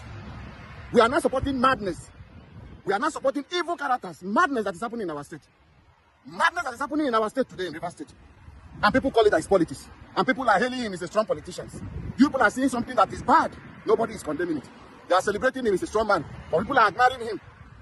You have adopted a wrong political ideology as a way of life and something that is normal. May this evil you people are celebrating today, may it work against every one of you. Wow. The kata you're full everywhere for Nigeria. Mr. Alabo still they complain about their own state for that side. We cannot become the Olaga for that place. Kai, what a country. Wow. Anyway, let's start talking, my people. I appreciate you all. Mr. Jonathan, please, you have the floor. Please talk to us. Good evening to you, sir. Mr. Elvis, I greet you once again. Happy Tuesday. God bless you. Good work you're doing. I greet my fellow panelists. I greet everyone. God bless you all. I'm in diaspora. Welcome once again. God bless you greatly, all the commenters and all the callers. I greet every one of you. God bless you all. You see, let me say this first of all on this Peter Obi. Everybody in Nigeria is all about Peter Obi. It's one of the easiest paths to become popular, to set up a platform and be getting views and all the rest of it. Literally making money out of Peter Obi. This one-term 4-year thing that everybody is talking about now, the opposition against it, those that are striving for good governance, for a good Nigeria, they are supporting it for the singular reason that if successful, if Peter Obi is able to pull it off, he becomes the president of Nigeria, and indeed, he ended up doing 1 year 4 term, it will have changed the political standard of Nigeria for good. And that is what they are afraid of. As far as I'm concerned, that is it. They cannot withstand that because that will be a total change, a 360 turnaround of the political standard for Nigeria. Because it will be difficult because the standard it will set within that period of time, it will be difficult for anybody now to get into office. Even though you know you have the right to contest for another 4 years, it will not be your focus any longer for future president of Nigeria. Their focus henceforth will be about their current tenure, how they want to be successful, how they want to lay a good legacy. That idea that 8 years, which to the Nigerian politician is now a birthright. It is an entitlement. Once you are able to become president for 4 years, you believe that you are entitled to the next 4 years. No, you are not entitled to it. It's a right. Even if you are entitled to it, you still have to go through the people. So your focus will be on governance. And that is what they are afraid of. Because as we know it now, the worst of us are the ones that are ruling us. And Nigerians, even if you can deceive Nigerians successfully to get into office, Nigeria can know quick, they will know quick. Within your first 90 days, 100 days, Nigerians will know that you are a bad leader. And they don't want you again. But they will perpetrate themselves. They continue to perpetrate themselves. But Nigeria already know. It doesn't take long for Nigerians to know that the president is a bad leader. The governor of a state is a bad leader. The local government chairman it doesn't take time. So the idea of them now trying to continue, that will become history. It can no longer be perpetrated successfully any longer if Peter Obi successfully pull this off. And that is why they are all coming out. Constitutionally, that's right. It's only 4 years. And to now say that what Showore was talking there is boogaboo. He was just talking rubbish. That any Nigerian politician, if he tells you he's going to use 4 years, is a lie. Then you cannot. Why are you believing the politicians then? Why? That means they can't be trusted. So everything he was saying, that is his argument there is so is just so faulty. There's no anybody who is talking again, anybody who is coming out to talk against this, someone coming out and saying, I'm going to use 4 years. Politically, yes, it's politics. If Mr. Peter Obi is playing politics, as long as it's politics in the right direction, so be it. So be it. It's all politics. If he's going to use it to win some, in politics, you win some, you lose some. If the strategy is going to work for him, so be it. If he wants to come back again in the future, he can. He still have the right. But as I said, they are afraid. They want the status quo, the mediocrity standard to remain. That's all. That's especially the political class. So there's just all this talk about 4 year, 1 term is a lie. It's not going to be. Why? Nigerians were so, it's just so unfortunate. And I will come to the main thing that brought me to the platform early today is the Arabambi interview. I watched it. And I must say, I watched it again because I want to be sure. But let me set the record straight. Those that are saying that Arabambi should be ignored, my question to you is this. Do you have the platform, the type of platform that Arabambi is using? That whatever I'm talking now, the platform that Arabambi is using, do you have it? The answer is no, you don't. You have to realize you must know how the media works. You must know how propaganda works. You must know how media agenda are set. That is it. Whether what he's saying is right or is wrong is an allegation. And it's using the mainstream media to set a media agenda. Ignore it at your own peril. Deal with it head on. Good for you. Whether he's doing it mischievously, it was sent, you got to deal with it. You cannot ignore it. Because they are going to the core of Mr. Peter Obi's political success so far. They got to deal with it. The core of his political success is the fact that he's a man of integrity. There is no corruption that has been found in him. And they got to break that. That needs to be broken. Once that is broken, you can conclude that 50% of Mr. Peter Obi political strength is gone. And that is what he's doing. And you are saying you want to ignore that. That is the strength of your principle. Somebody is coming after the strength of your principle. You say ignore it. At your own peril. You can't ignore it. Because the platform he's using is the mainstream platform. And the media, the medium that he used, channel, they've made it open to him in his presence before he left them that, look, everybody that you mention here, we are going to give them the right of reply. Mr. Jonathan, said, yes? If you allow me, sir, yeah, maybe you can add this to it. I think the last time I checked, Arabambi and Arabambi said they are going to suspend Mr. Peter Obi from Labour Party, right? In the next 72 hours. Yeah, he said so, but Mr. He still repeated it. Done?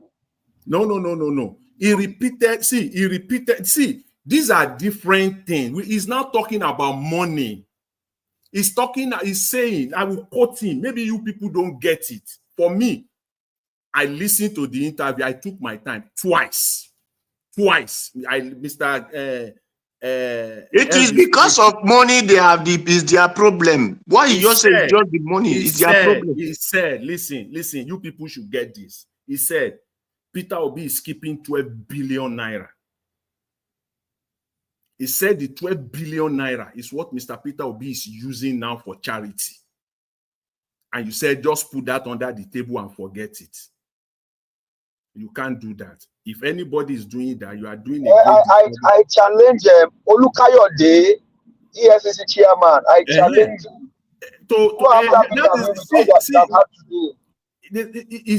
Arabambi said that Peter Obi will face massive court issues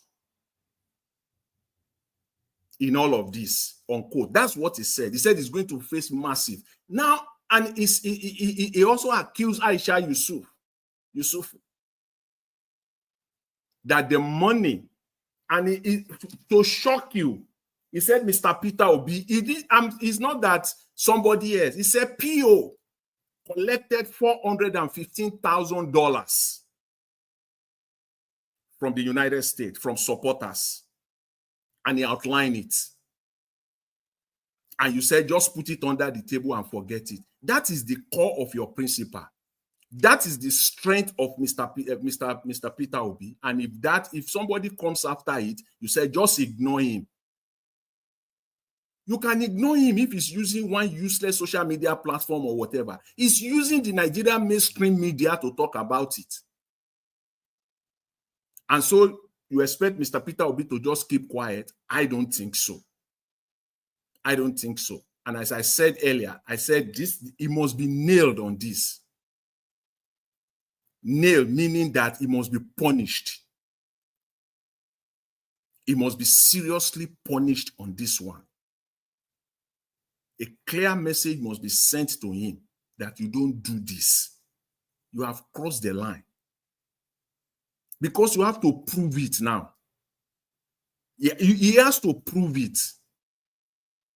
And he said that the people that are coming, he knows that we will see in the coming days, by the few coming days, we will see Aisha Yusuf will come. Mr. Peter Obi will come. He said they should come with evidence. So, and if they cannot prove it, why should I not believe him? I don't see any reason. If you want to sweep it under the carpet, no, you can't do that. This is serious an allegation. 12 billion naira. He said Mr. Peter Obi collected 12 billion naira. He said Mr. Peter Obi gave Labour Party wrong information to open account, to open bank. Don't you know what all these things are? Before you know it, the likes of Felix Moka and Ononuga, all of them will magnify these things as we enter into the election campaign proper. So it has to be dealt with now. Arabambi must be dealt with. Both documentarily, they must come with documents, because you cannot just come and say it is not so. The only way where I fault Arabambi thus far on this one, I only fault him only on one thing now. Everything that he also said, he did not bring document. He said it by the word of mouth. So I could say it will be proper also for people that will come to come and also say by the word of mouth. Because Arabambi did not present anything. He just only alleged, just by the word of his mouth. So everybody also must come out and challenge him or debunk him by the word of their mouth also, unless Arabambi brings documents out. So these are serious allegations, and this is the Nigerian political space. He talked, so much rubbish that he talked about the electoral, the petition. Just let me round up on this. About the petition, the election petition 2023, Mr. Peter Obi did not challenge Atiku. He was challenging Tinubu.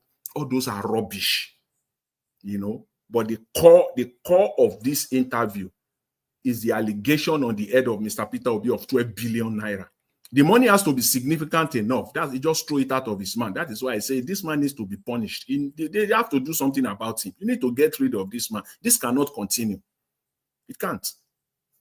Thank you, Mr. Elvis. I'll leave it there. I appreciate it. All right, Mr. Jonathan, thank you very much, sir, for that submission, for deeply analyzing the Arabambi.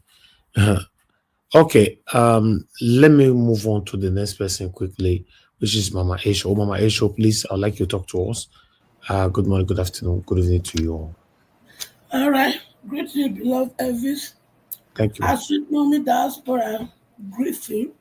Greeting to all the panelists, greeting to the listener, greeting to the commenter, and those who will listen later. I want to start with Shora. Shora, I know you're going to get this message because I know those who strongly believed in you are listening, and they will copy and send it to you. And I want to address you from the seat of a mother figure. And I want you to understand that those who are following you are my children. I mean, those who believe in you, just as I believe in you. Those following Mr. Peter Obi, they are also my children. I believe in your ideology. I believe in your approach. I also believe in Mr. Obi's ideology and approach. And I also want to make you to understand that those following Atiku, they are also my children. But I do not believe in the ideology and approach of Atiku. And those following my senior boyfriend, Tiff Tinubu, because I can never call him my president or president, because he stole the mandate that belongs to my children. But in order to please my children that are following him, I have to give him a sweet name. That is why I call him senior boyfriend. But Tiff Tinubu is still in his name. They are also my children. And as a loving mother, it is my responsibility to save all my children. Therefore, we are no longer going to play games. We are no longer going to play politics. Yes, of course, I faulted Mr. Peter Obi when he chose to take 4 years. 4 years. And the reason I faulted him is because this is the first time somebody is coming from the southeast to contest for president. And others who have come from the north, and others who have come from the south, the southwest, the south-south, nobody forced them or nobody conditioned them to sign a 4-year tenure. And there is no way in our constitution that provision was not made for a 2-year tenure if you perform wonderfully. So to me, if those who perform woefully can take 2 years tenure, then why should he that is promising my children good governance to opt for a 4-year? But then, I try to understand. Then I also fought him because, to me, if they are making him to commit to 4 years, and knowing fully well it is the turn of the South, Atiku should have been able to be made to commit for the fact that since it is the South, he has no right to want to drag the time of the South. Rather, he should have left the field in ADC for South-South to do the primary, if they must do primary. Mr. Gregory Peter Obi is not afraid of primary. But the only thing is that he knew, just as me and my children knew, that you people have corrupted the system. Sorry, not you. They, the thief, they have corrupted the system, that they will begin to give Brown and Ghana must go in order for them to take the seat. And that is what Atiku is good at. So, then on the other hand, I say, well, since Atiku has started playing the games,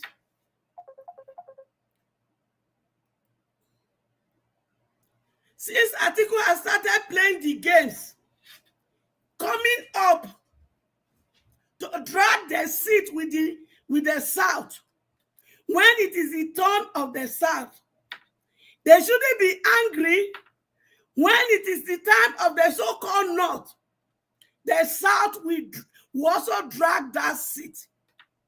And I'm going to support any Southerner that will provide good governors.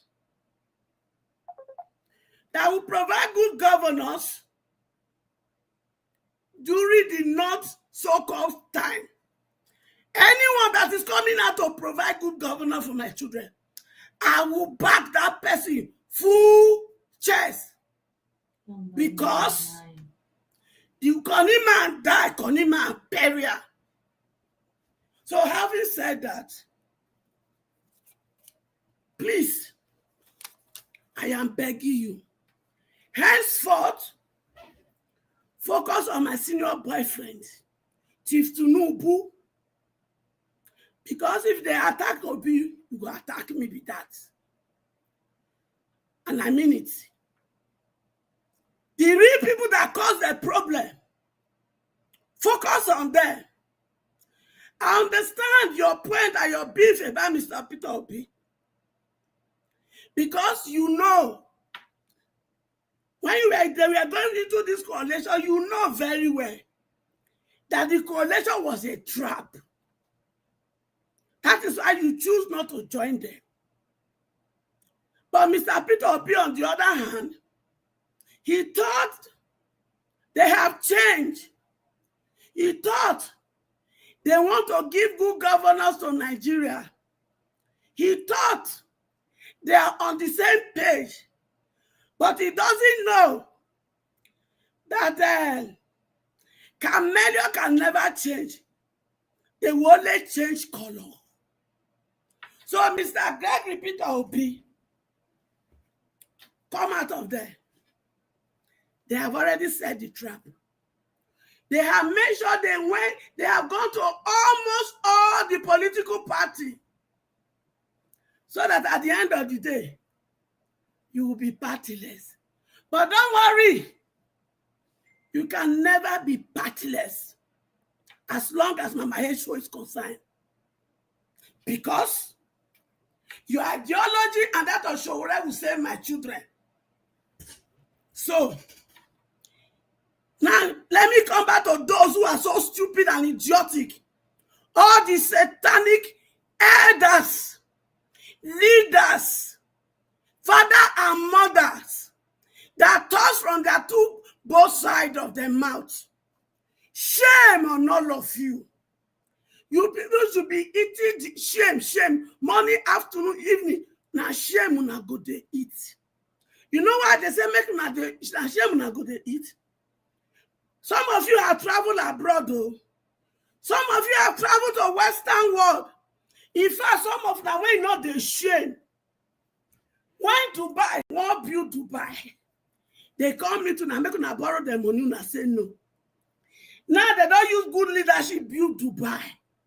Una they carry una trouser, una buba and skirt and blouse. Una go they run go Dubai up and down, go they do vacation. Shame! Una know what they do? Una they thief money go give to Dubai that they better their own. Who is there Dubai don't come to vacation for that place? Why will they come and do vacation when una play be like dustbin? Yes, una play na shit hole. So make una the shame. Make una the shame. All Nigerians that go to Dubai, plus celebrity, plus this and that, those traveling to abroad for medical tourism, for giving birth, for all the gbogbo, shame on all of una. because una they see all this wonderful thing. Celebrity una dey shame. Una not fit come hold una leader say, this thing when I do see for America, make una do am. Good school when I see for America, make una do am. No, because una just dey do am so that my children go dey call una what is that? Area father, chairman, chair lady, and all of una dey smell from my nose. But you know what? Mama H.O. has come into the scene. Agbado, my senior boyfriend, you say Emilo come. Yes, you rig it into power, and you took 4 years to do Emilo come. And you, Remi Tinubu, and your biological children now enjoy these 4 years. 4 years, 2 years going to 4 years, Abi. Now for your information, general announcement in the next tenure of the 4 years of the South. Agbado, Emi àtàwọn ọmọ mi ló kàn. You know what? They say you be the father of the nation. Remi Tinubu, now be your original wife. Me, I be girlfriend when you don't know. But I can't get children when I adopt for you. Those children, now be those children when you know they give food. When they shall say, a being power. So in the next 4 years, when they're going to be the start of the top, it is me, Emi àtàwọn ọmọ mi ló kàn. Oh, le wa benye, irani, ewoni, atapini, Emi ló sọ fún ẹ. You know what it happened? Those who does not believe that it is possible, I believe with all my heart, because the Bible that I believe on says, there was a time in Israel. There was a time in Israel. They were confronted by a man that had conquered every country. And that man is named Goliath. And the army of Israel confronted this man. They were afraid. But the Bible said, because God has heard the cry of the Israel, he raised a little boy. He was 17 years old. The Bible says, God empowered him. He empowered his catapult. And he gave him a stone. He anointed the stone with his own power. The Bible says, David went there. Don't worry. I don't need to wear your physical garment because the anointing of God is upon my life. Therefore, the Bible says he drew the catapult. The only place that was open in the head is the forehead of Goliath. And the Bible says the stone met that and he fell down. And David used his own sword to cut his neck. Therefore, Agbado, you, Atiku, and all the wicked people that believe in you people, you are the Goliath. Me, Mama H.O., me and my children, we are the David, and we will bring you down. I promise you that. And also, in the Bible says there was a time in the land of Israel, the men were afraid to go to battle. They don't know what to do. They arose Deborah. And Deborah said, we can't stay here so that the enemy will come and destroy. If you will not go, I will lead the battle. Come with me and let's go. The Bible said, Deborah led the battle and they came home with victory. So therefore, I am the Deborah of my children. I am the Deborah of my time. I am the Deborah of Nigeria. I am the Deborah of Africa. I am going to lead this battle and victory will be sure. The Bible also said there was a time the people of Israel, they were in a place and Haman was against them. He was against Mordecai and he wanted to destroy Mordecai. And the Bible said he make up his mind and vow, I will make sure the king will write a decree that will eliminate these people. He was planning, and Mordecai met his sister. Oh, Esther, you came into the throne in time like this, for a purpose like this. If you will not go to the king and plead for us, then know that God will raise a stone. And Esther look at the situation and it's okay, my uncle, go before the people. Let us fast and pray for 3 days. And I will confront the king. If I perish, let me perish.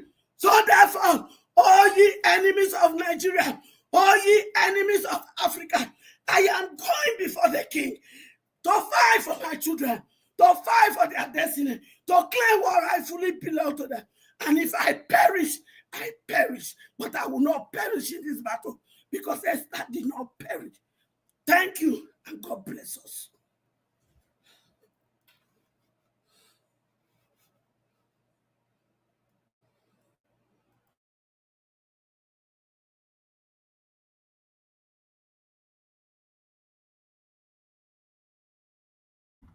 Can anybody hear me at all? Give us a mandate.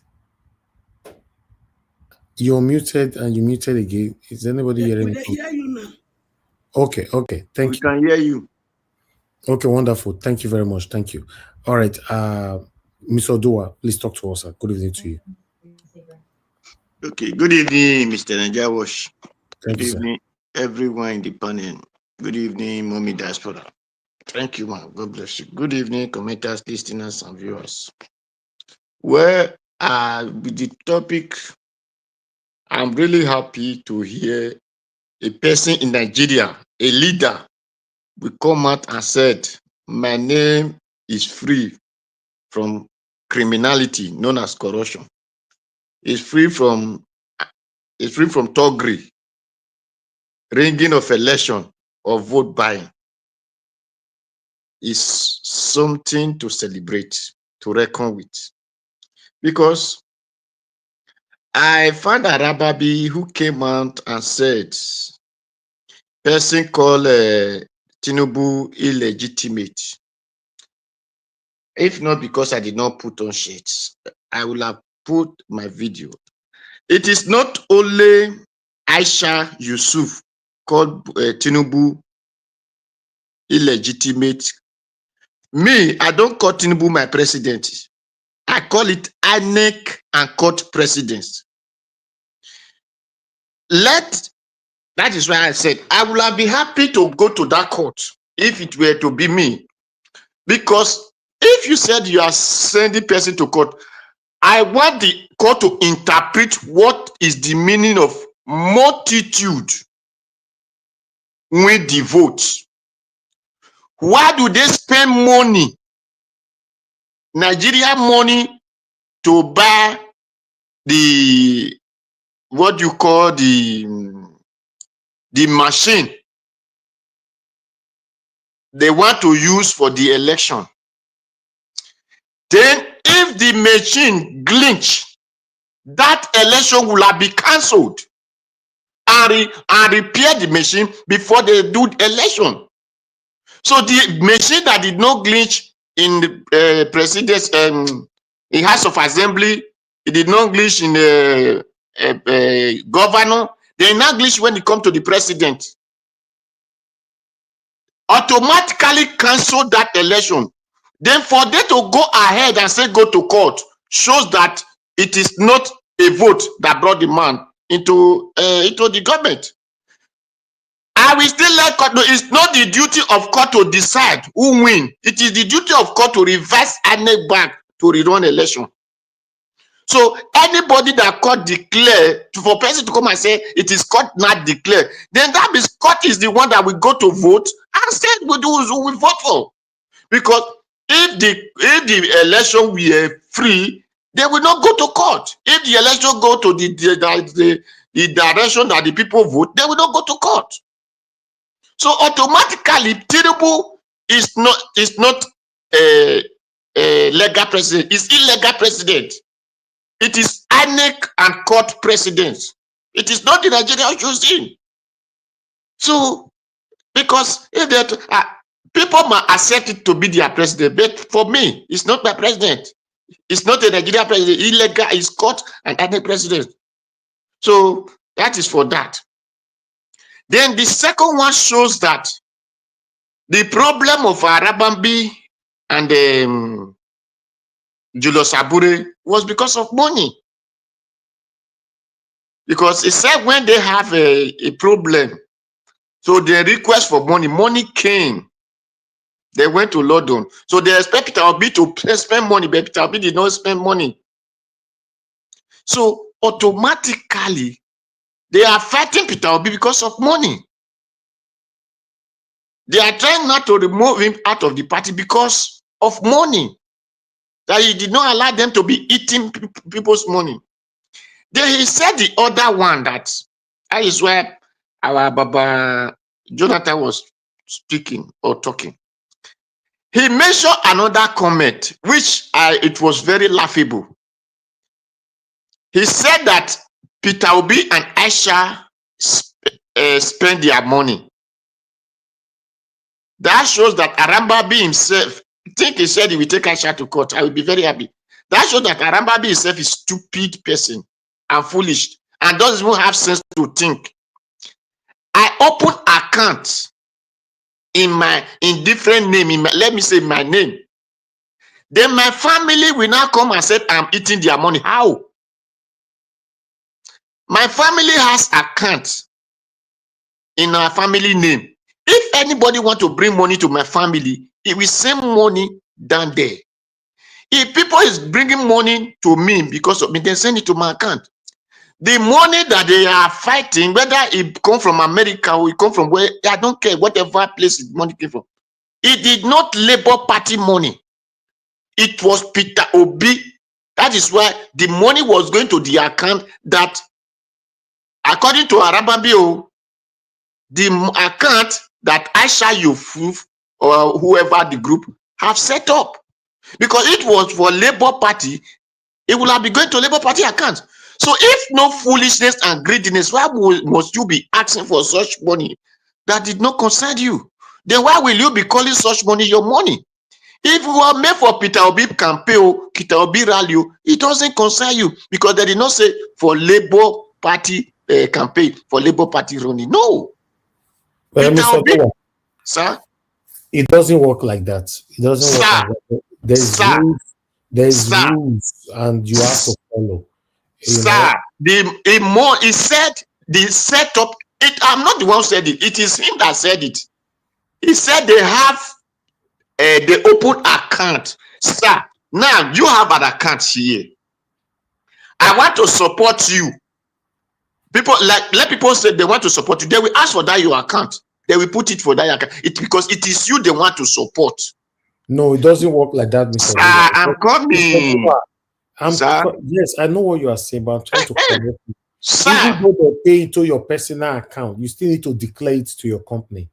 Sir, they did not say company money. So let us not deceive ourselves. They did not say company money. Let me tell you, Mr. Oduwa. Yes. People that didn't say company money, right? If they give it to you privately, it's your responsibility to declare it because of the terms and conditions concerning your company. If the condition states that any money you get through this company must be declared and you hid it, then it's not nice. Sir, there is no condition that said money I give for Peter Obi. No, not you. No, I'm giving, yes, I'm still giving it because this money, he said, okay, did they have the person that bring the money to the account, that this is the person or our person who bring the money into this account? I'm supposed to bring it for them. That's what I'm saying, Mr. Oduwa. There's no conditions that says or rules that says that you that is giving the money, you must give it to the company. But there's no, there is rules. There is rules. There is rules. Can you just hold on, please? There is why do the company have an account? No, it doesn't work like that. There is rules that binded you that is working for that company. Even though somebody give you money privately within the company, you must declare it to your company or you are breaking the rules. Okay, sir, I want to ask now, as I'm working in the company, a person now give me something, I will say I have to come and give it to my company before I use it. No, if the terms and conditions that you have on your contract say so, you have to add so. If he did not say so, you cannot. That's what I'm saying. So the terms and contracts said that any money that comes to Peter Obi must go to Labour Party. Mr. Odua, see, this money that they're talking about is the money to the Peter Obi campaign organization, not to Labour Party. Thank you. Thank you very much. The money is to the Peter Obi campaign Labour Party organization, and I believe they did an account at the end of it. So if it is Peter Obi campaign organization, thank you very much. Did Peter Obi not have organization that we are doing campaign for him? So if people were campaign for Peter Obi, so if the Peter Obi they settle people from that account, it is for the people that were campaign for him. So it was not for Labour Party. So Labour Party don't supposed to be greedy and say you did not bring it to Labour Party. It is very simple. Then let me go further. Not after that. Since that one has been settled. 1 minute left, sir. 1 minute left. Thank you. I will go for Sowore. Sowore now, that means Sowore, you are telling us that we should not trust you in all those things that you have been saying, because it shows that you doesn't have dignity. It shows that you doesn't have value of understanding. That means you don't respect others. According to you people that talk English, say respect is reciprocating. If you respect me, I respect you. If you know that the country is not moving forward, but it is of different people that come together. So let's have a mutual respect. Do your 8 years, we do our 8 years. Okay, these people have, our side have do 4 years.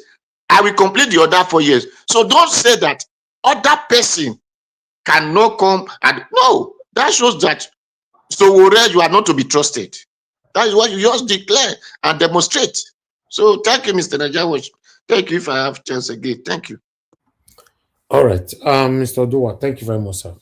What you were saying just now, you are right. I'm right. We are right. But there's terms and conditions that goes with every company. It's just like musicians now, for example. If musicians go to play in the let me come to Nigerian musicians.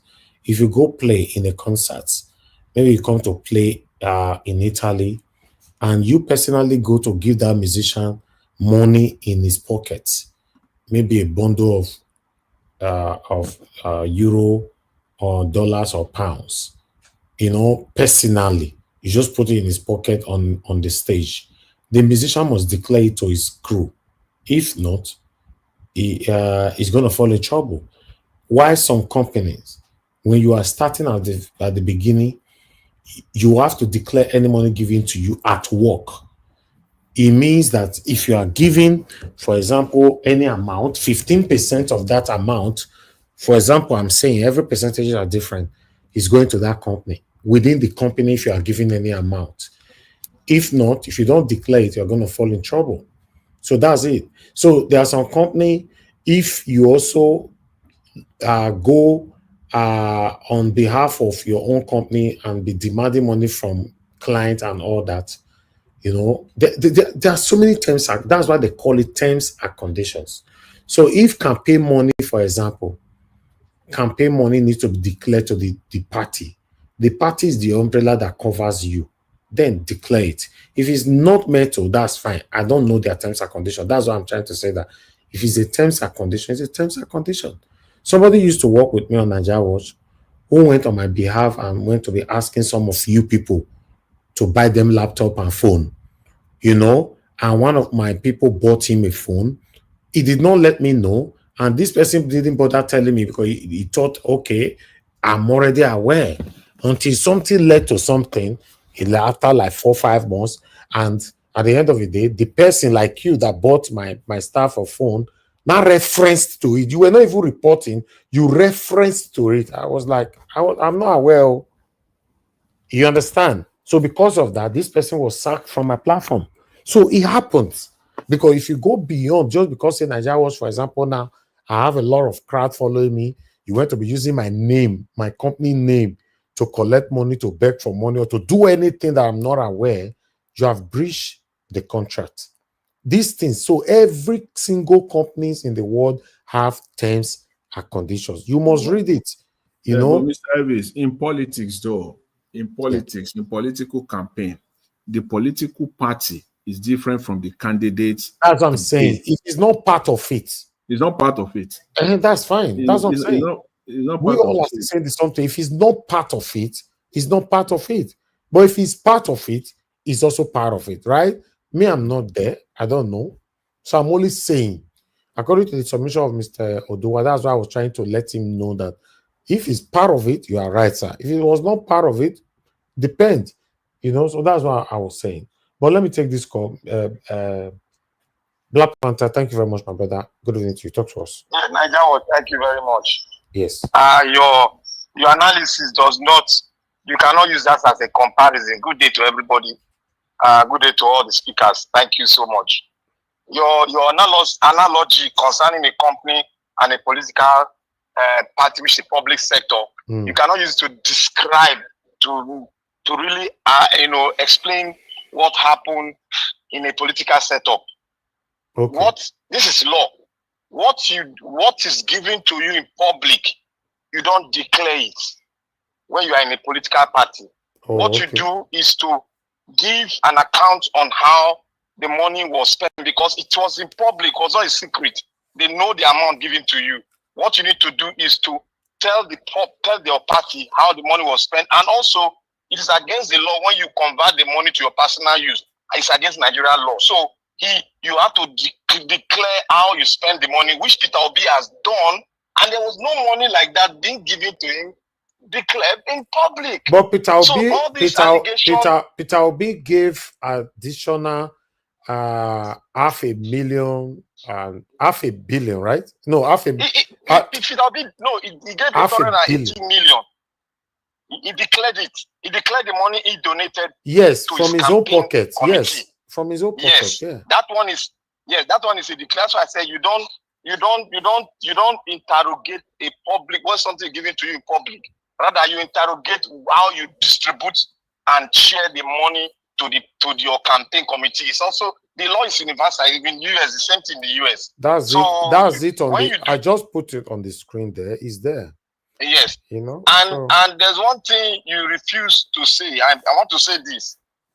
Mr. Abati has committed an atrocity, which I believe is a crime against the Nigerian state, for declaring that the war the war continues, and his body, his own anchor man, spoke on X today against him, and even what he said today on this was explained by a man, which I sent you the video, and also I sent you the video of Shagari and Ojukwu campaign in Lagos for it. So that is a picture we can continue to resume, to speak, to picture out every day to counter what they are doing in the Nigerian politics. Because he was speaking, what Shagari spoke there was he was talking about APC and what APC stands for.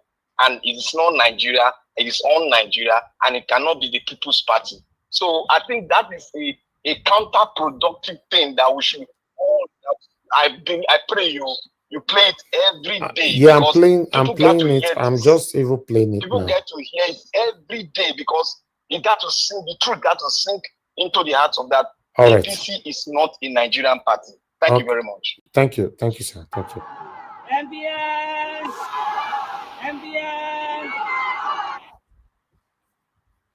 Lagos is the city of the Yorubas, of the Igbos, of the Hausas, of the Orobos, of the Nupes, and of all the tribes of Nigeria.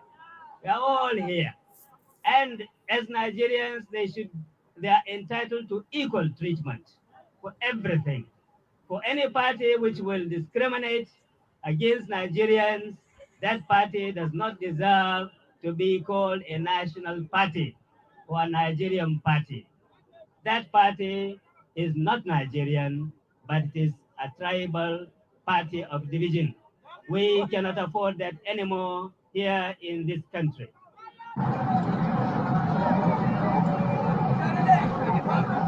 I actually only bring to you the fraternal greetings of the people across the Niger. What you are trying to do here, we have already begun across the Niger. And we hope in this age of solidarity that with our arms linked across the Niger, we shall march behind Al-Haji Shehu Usman Shagari into the State House, Ribadu Road, again on the 1st October, 1983.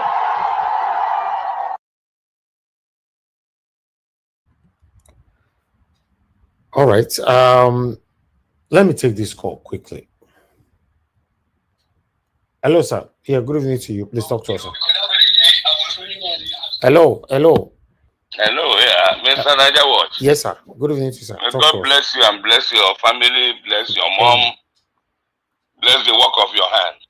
Amen, sir. I want to beg you for something. You see, when a situation day like this, make I take a broken talk up. If what are these people trying to do? Is to demarcate this gentleman that Nigerians have looked at and seen that yes, this is just one person that can bail us out of the situation in which we are now. That thing that looks like my people call him Wampi, you know, this he-goat where they smell, where they use for front of native doctor shrine. Where are you from? Come on. The time when he and the Apapa they fight Abure. When Obi they support Abure. They don't see those. Where are they see him? We are they part of that this is Labour Party then. You see, all these people that are talking, they are just looking for relevance. And I think all we just need to do is play them down, ignore them. As they talk, let people hear it, but put them where they are supposed to be. Most of these people have been, they've been compromised. And it's a shame.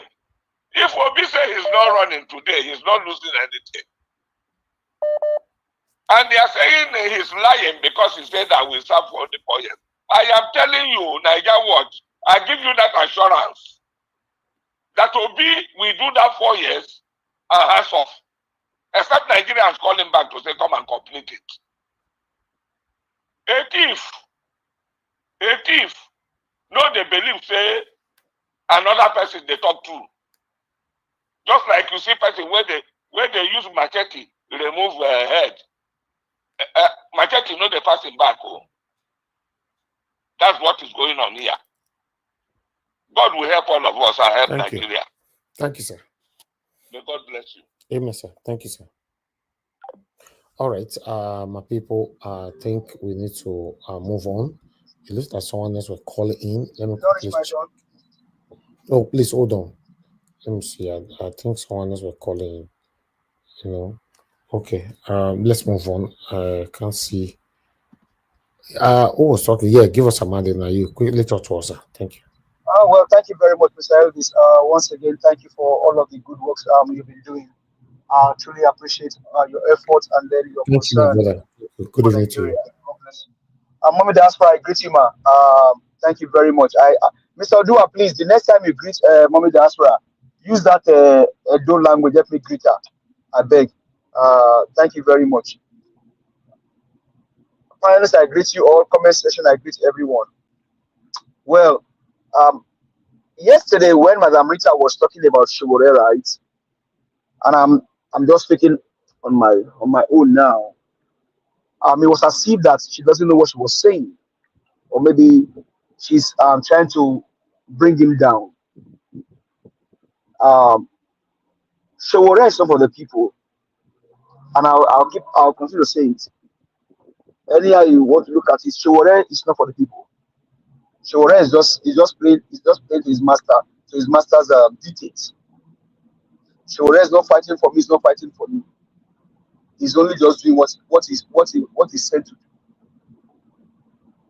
do. That's the way I see it, and that's what I believe. These guys Shibore does not have the interest of Nigeria at heart. Hello, please permit me to say something. I think Let me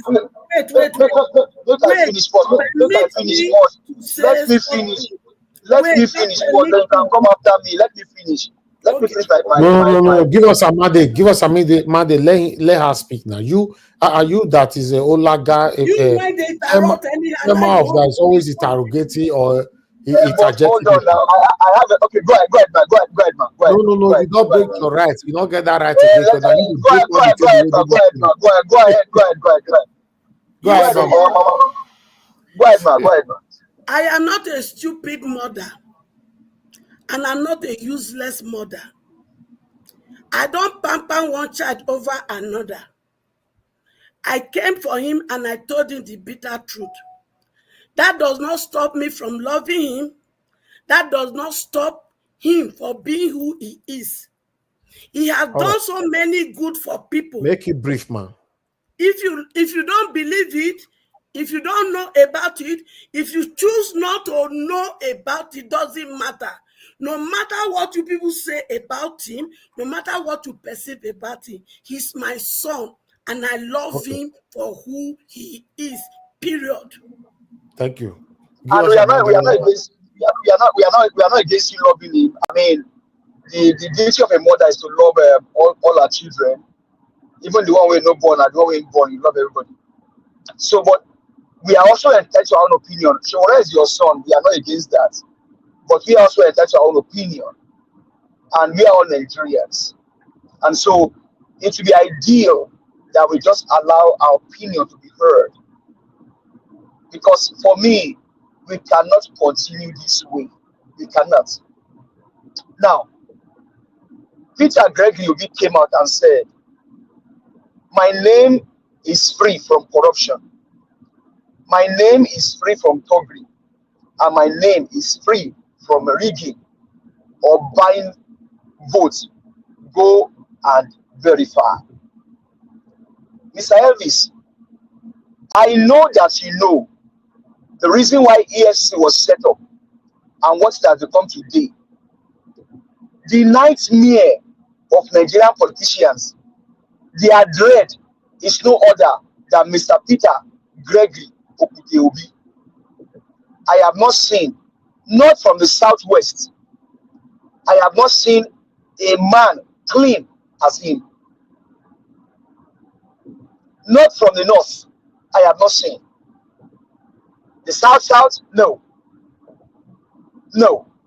The southeast, no. I mean, we saw the likes of Opusoduma. Their nightmare is cheap. All they do now is that they wear their pampers and stand in front of their TV and say, we don't know what this guy will say again tomorrow now. We don't know what he will say again tomorrow. So they are always in their pampers in front of their TV, waiting for Peter will say the next minute. And once he speaks, they want to jump at it. The guy gave you a simple analysis. I want to rule for 4 years. And he told you, if Tinubu rule for 2 years and destroy Nigeria and thinks that he is done governing Nigeria, the next election is coming. I said it here, that because you now have a criminal in court as the president by INEC, they have destroyed everything. Example is the 2 year. This guy only ruled for 2 years. He has started campaigning for a 4 year term, second term. A 4 year, second term. He already started campaigning. Ask Tinubu, what did you achieve in your first term? You still have 2 years. Tinubu will not be able to tell you. Example, the highway to fraud that the commission. Do you know that erosion is already destroying that road? The highway to fraud, 30 kilometers out of 700 and something kilometers. Erosion is already destroying it. What they all wear their agbada to go and commission, erosion is destroying it. But Peter said, give me 4 years, 1 term, and I'm good. Why? Because I will govern the country well. And I said it yesterday. How long will it take to install power in the country? Abia, Governor Alex Oti has shown us a template of what it means to restore power to the people.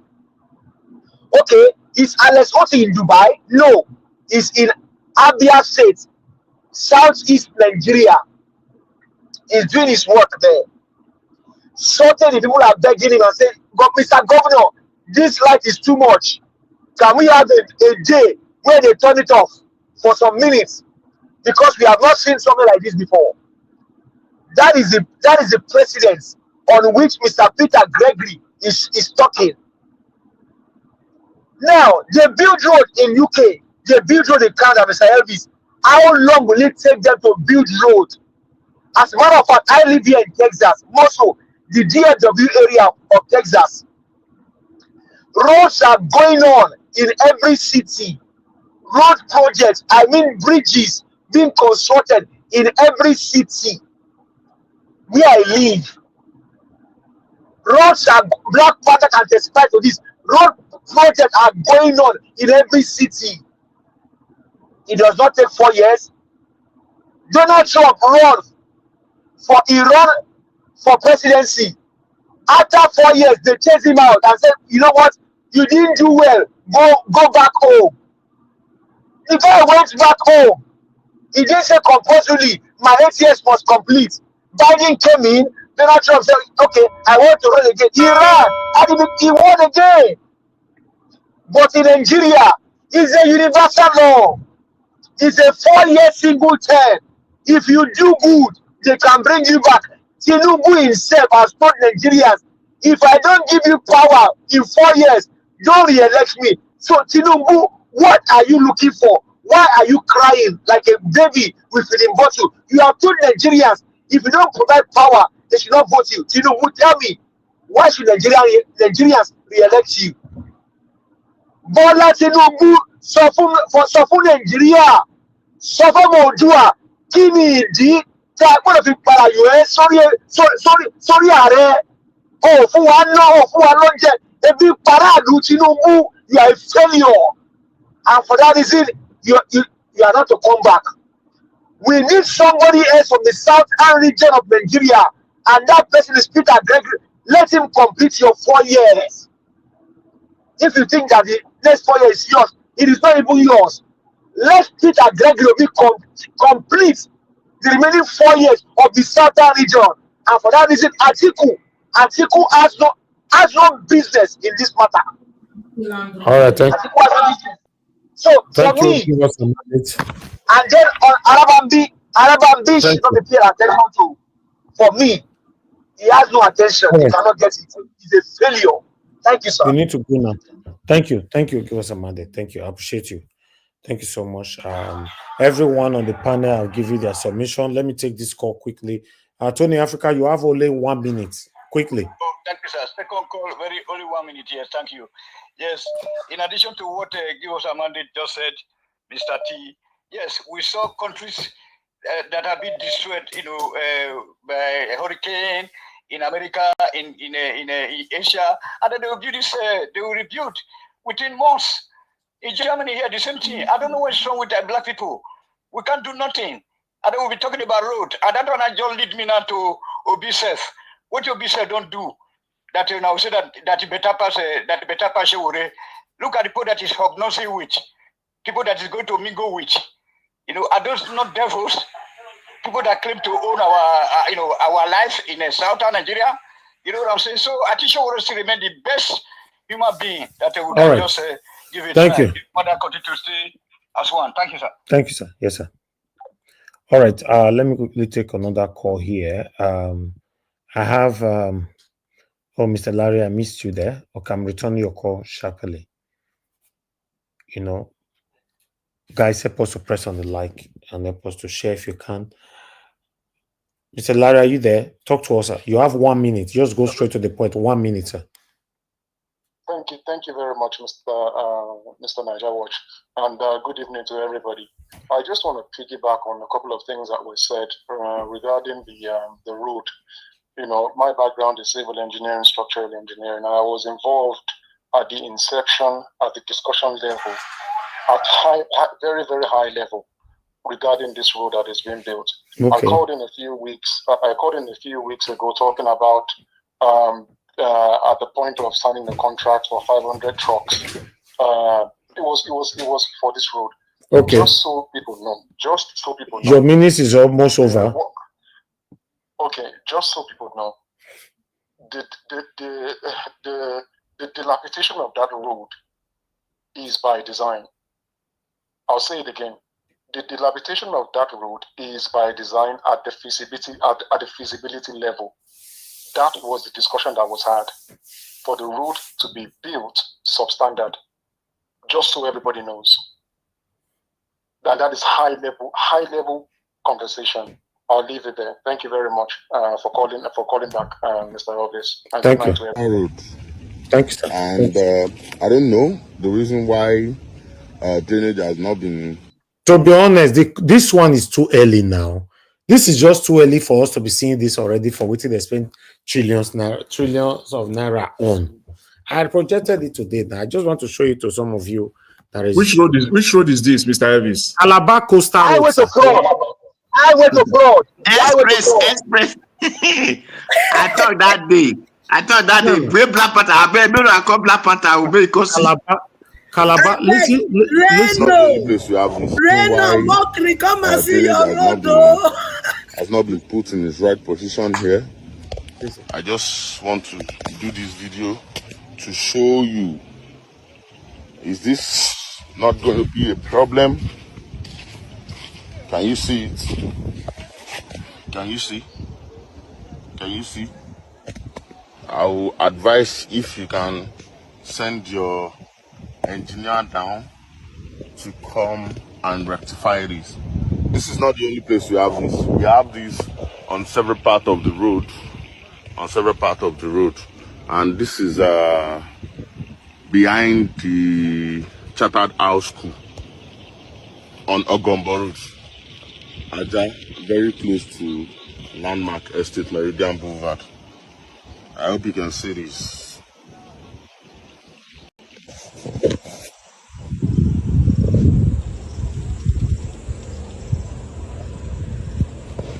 Now, how do we explain this now?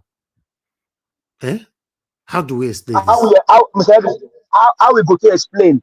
That man that called earlier, you can call him back. He said he was involved. Please, Mr. Elvis, you can call him back. I want to listen to that. Thank you. That's how you can explain. Honestly. Thank you, sir. No need. I really want to listen to that guy because he's talking from the position there is a need. You say no need. Somebody will participate in the signing. You say no need. My brother, make una go court Tinubu.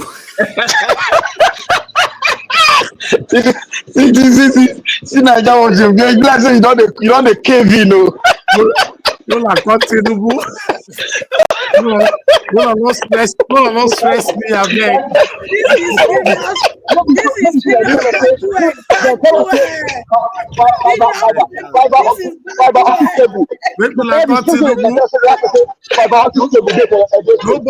Nobody, I will not allow anybody to stress me, not be me do the road.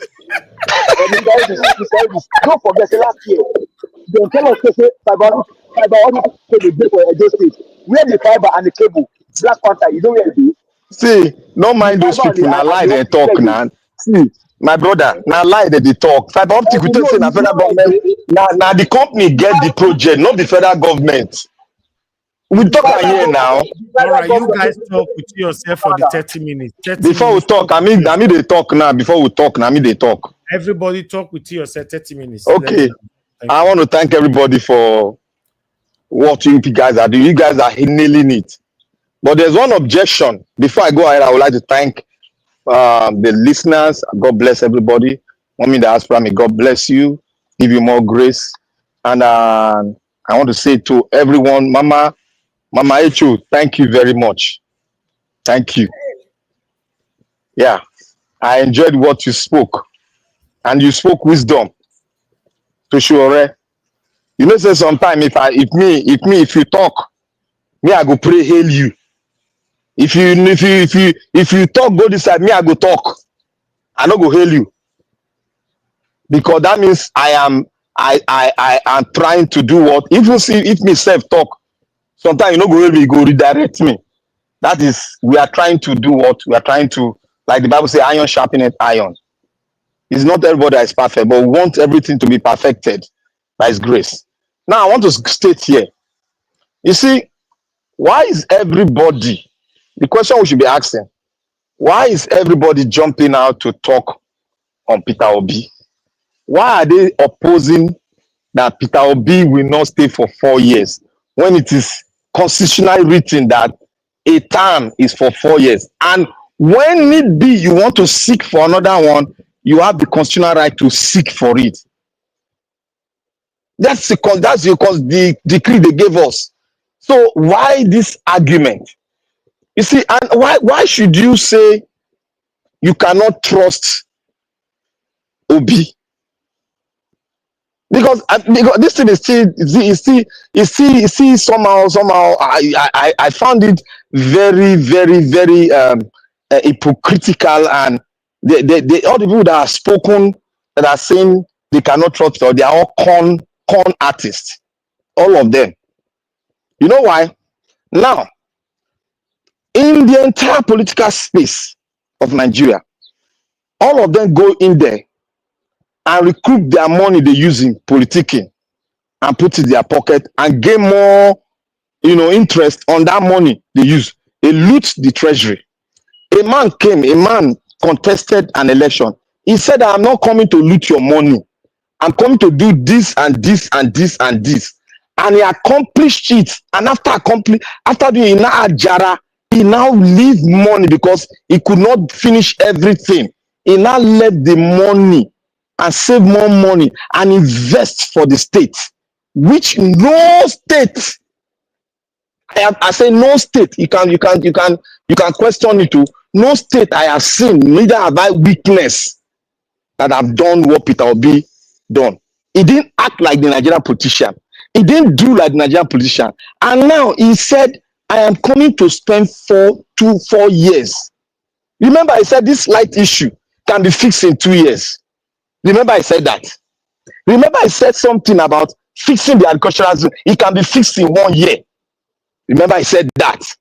You see, all these politicians, all their tools that they are using, and all their con artists they are using, they've all taking money. Everybody that has spoken is working for one establishment or the other that's against the upliftment of the Nigerian people. All of them that are spoken against Peter Obi, they say, oh, Peter Obi is talking lie. They are all con artists. That's what you should know. And a man that is going out selflessly, donating. Look, this man, I can even compare him with Abiola. That's what I'm saying. I can even compare with Abiola now. He's getting there. I'll do that comparison.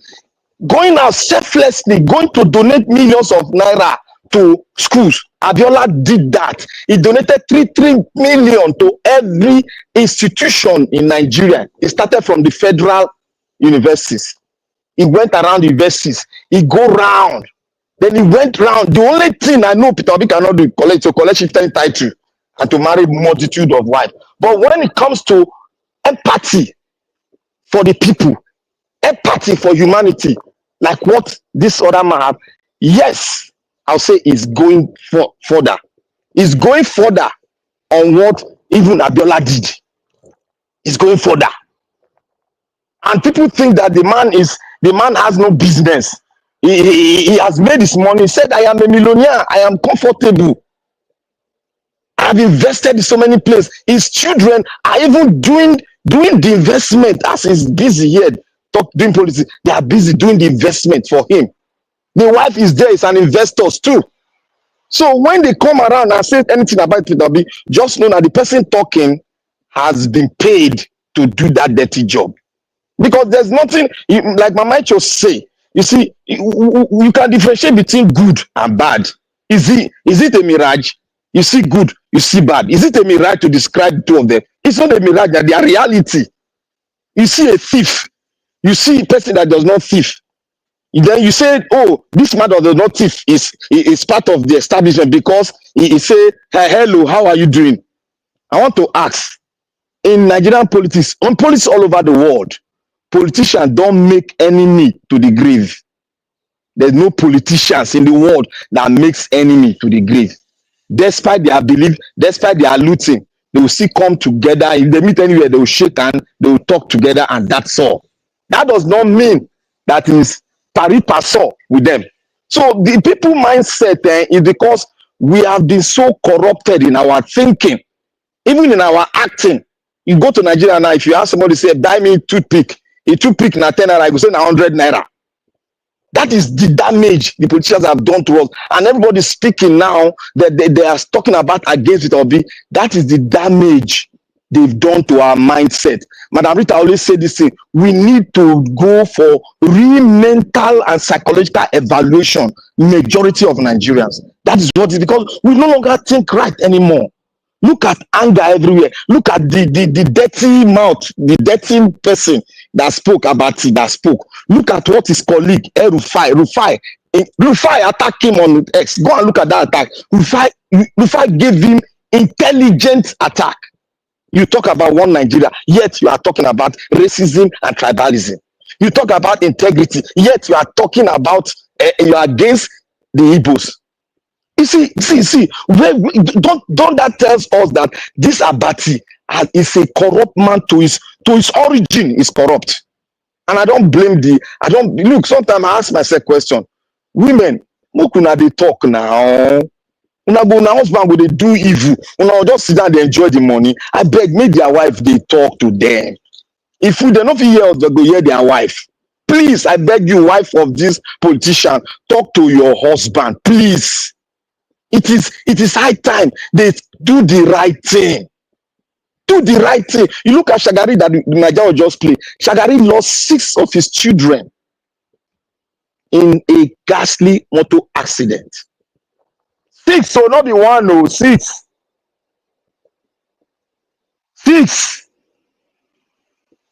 6 in a motor ghastly. And these people that they don't go learn all of the accidents. So that is why I said the Bible is true. You see, king of Egypt, did he learn? Until this first son was taken from him. That was when his brain of evil came down. I will leave it here for others to speak. But Showore issue, I will talk on it too. I will give him an advice too. Thank you. Thank you, Mr. Black Panther. At least you really kept to the time. I applaud you for that. You're on time. Do you have a time watch there, or you just? I not get time watch now. I just spoke, and my brain is not corrupt now. I just spoke like a real human being, not like a Nigerian. See, let me tell you. I said it earlier with respect to this for 1 term 4 years thing. You see, they are afraid. The political class, is afraid. They are grossly afraid because they don't. Once Peter Obi successfully, achieve this, then the game is over for them. Nobody can play that card anymore. There is nothing like I'm coming in with the intention. Do you know in Nigeria, they come in, somebody is coming in to become president. He's not president yet, he's still campaigning to win for the first time, but in his brain, it's 8 years. And all the people around him also, in their brain is that they are going there for 8 years. He has not even done 1, 2, 3 years, not even the first term completed. But it is like it's 8 years. That's not normal. And they know that if this should happen, that idea will be buried for life. Everybody will come back to his brain, to his senses, and then you will know that when you are contesting to go there to perform. It is not about 8 years. You must have completed it. You must have, done well for the first time. And if you have done rubbishly, you have not performed well, you yourself will know. Nigerians will know. And you know that you only want to fight for your political life. And you will be voted out. That's a normal country. But in their head, they believe that once they get there, they will use all crooked ways. They will rig the elections. They will do all sorts of things to make sure that they get that 8 years. It's an abnormality. And now someone is even, I think we should applaud this to a large extent. I agree with Mama Echo though, the position of Mama Echo in this thing. In fact, I almost wanted to interrupt her to say I agree with her when she submitted that this is the first time that Nigeria is having a clear-cut chance of getting a Southeastern person to become the president. Why will he now change himself by clamoring for 4 years? But yet, the situation that we find ourselves now calls for desperate decisions to be made. We need it. Because if you want to look at it at the face of it, it is like changing Nigerians. In fact, changing, I don't want to talk, sectionally or talk about tribe that is changing the Igbos. No, it's changing Nigerians, because this is our opportunity to get a quality leader. Why would the quality leader now say he wants to use 4 years? He should go for his 8 years for the good of Nigeria. But on the flip side of it, this is what Nigeria needs now. Is the urgency of the moment. The moment that we're in, the present moment that we're in, demands for that. It's part of setting standard, as I said. It's part of setting standard. Because if this happens, he has corrected a lot of anomalies in Nigerian politics. I give it to him.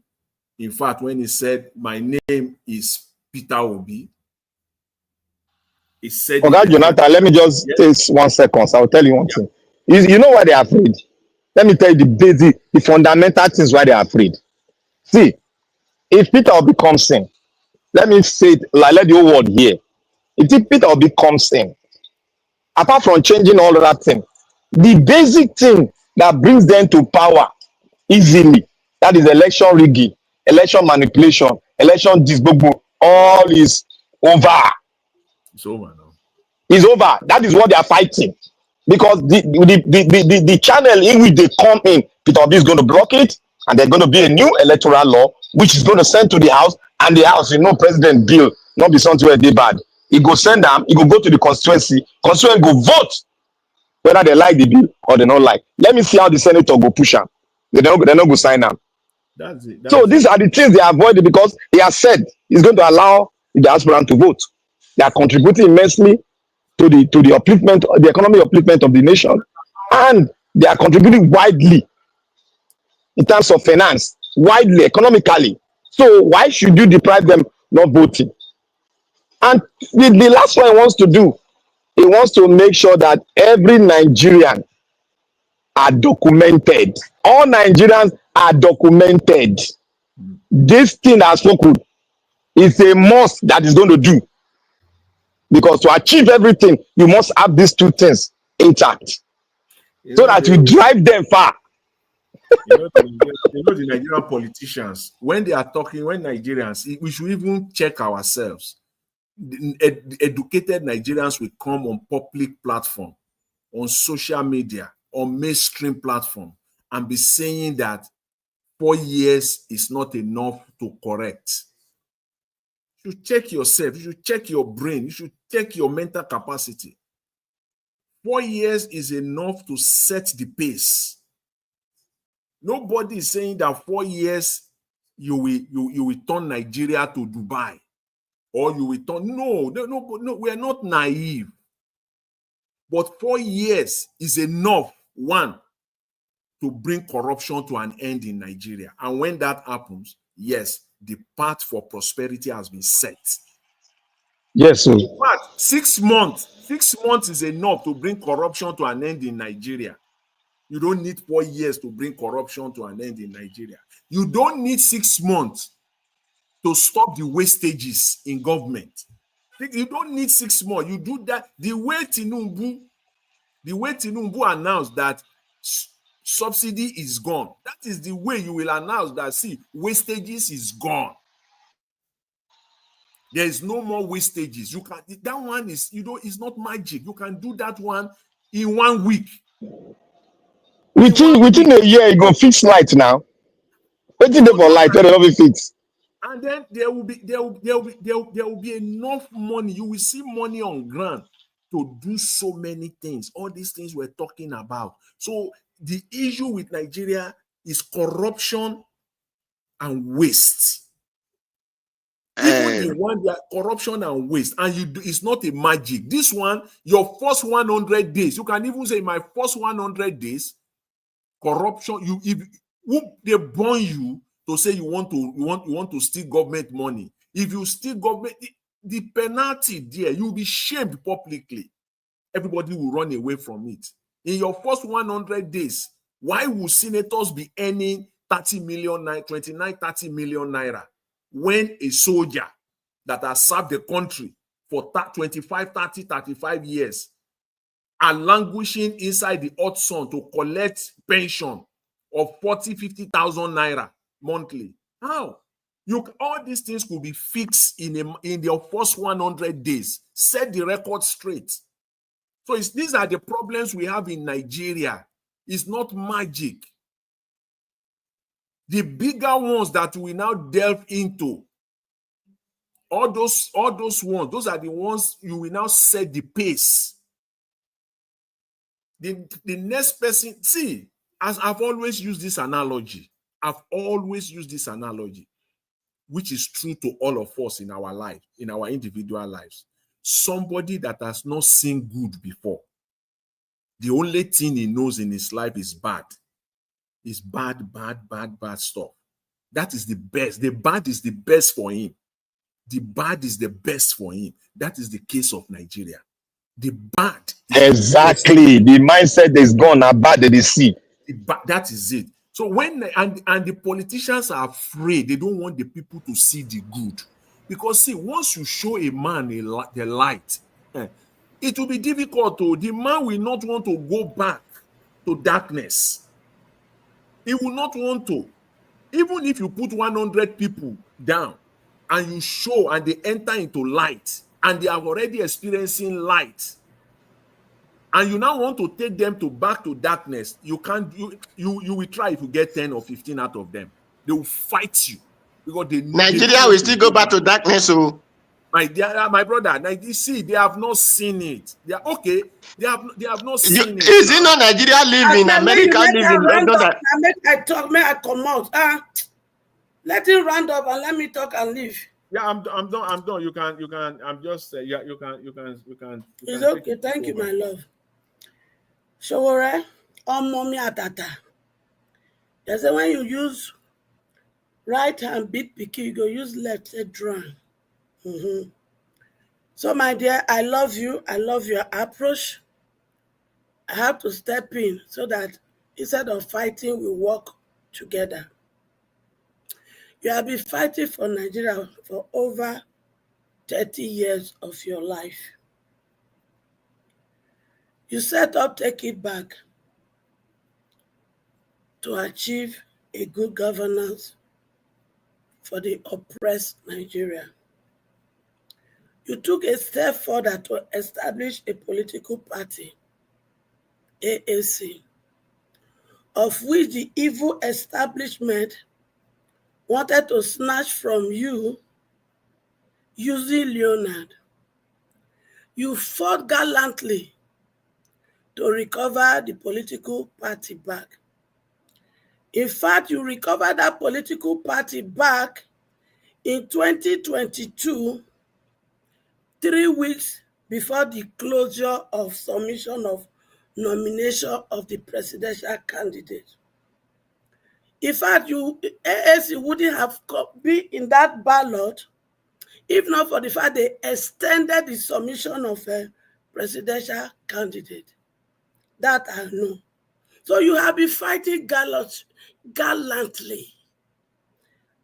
And I appreciate you for that.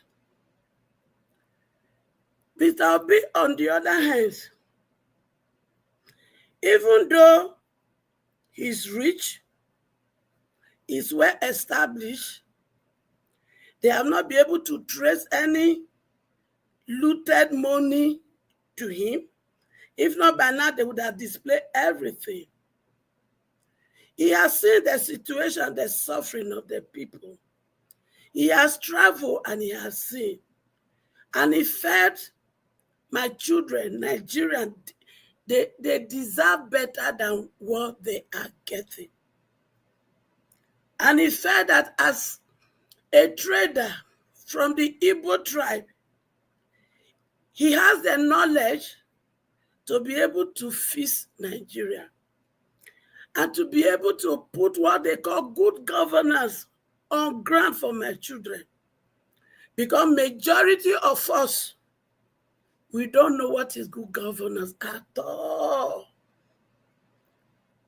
My children does not even know. Yet history has it that there was a time Naira was bigger than pounds. It was bigger than dollars. It was even bigger than euro. There was a time, and that was the time Nigeria was not to be the giant of Africa.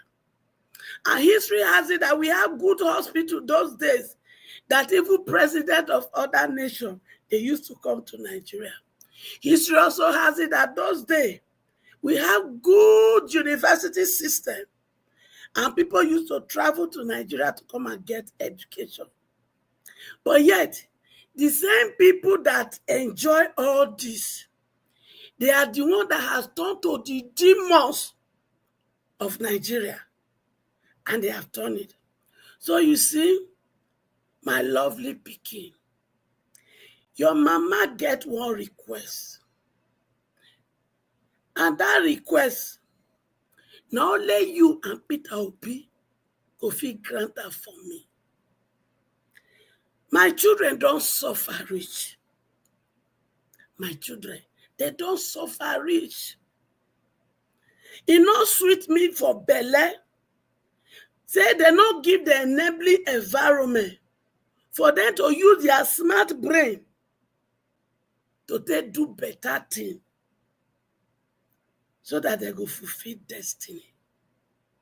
Because they not give them good environment, my children can't turn to anything we can think of. In fact, if they open television, if there is a mirror that will show you everything when my children they do just to survive, plenty of us don't go feel look am because the thing they pain. But you see, we feel change that thing. I want make you and Peter Obi now beg, now they beg. Make una come together. If two of una fit come together, I know say my uncle, my auntie, my children in diaspora, they go when believe in this your dream and your vision, a better Nigeria. They go put all their food chest for ground for now. They go support with everything when una need. And the same thing is applicable to those who are at home. So now beg. You see, the only one leg when I get, now right one. The left leg, you don't go. That's a story for another day. I want to take a knee down for you and Peter Obi.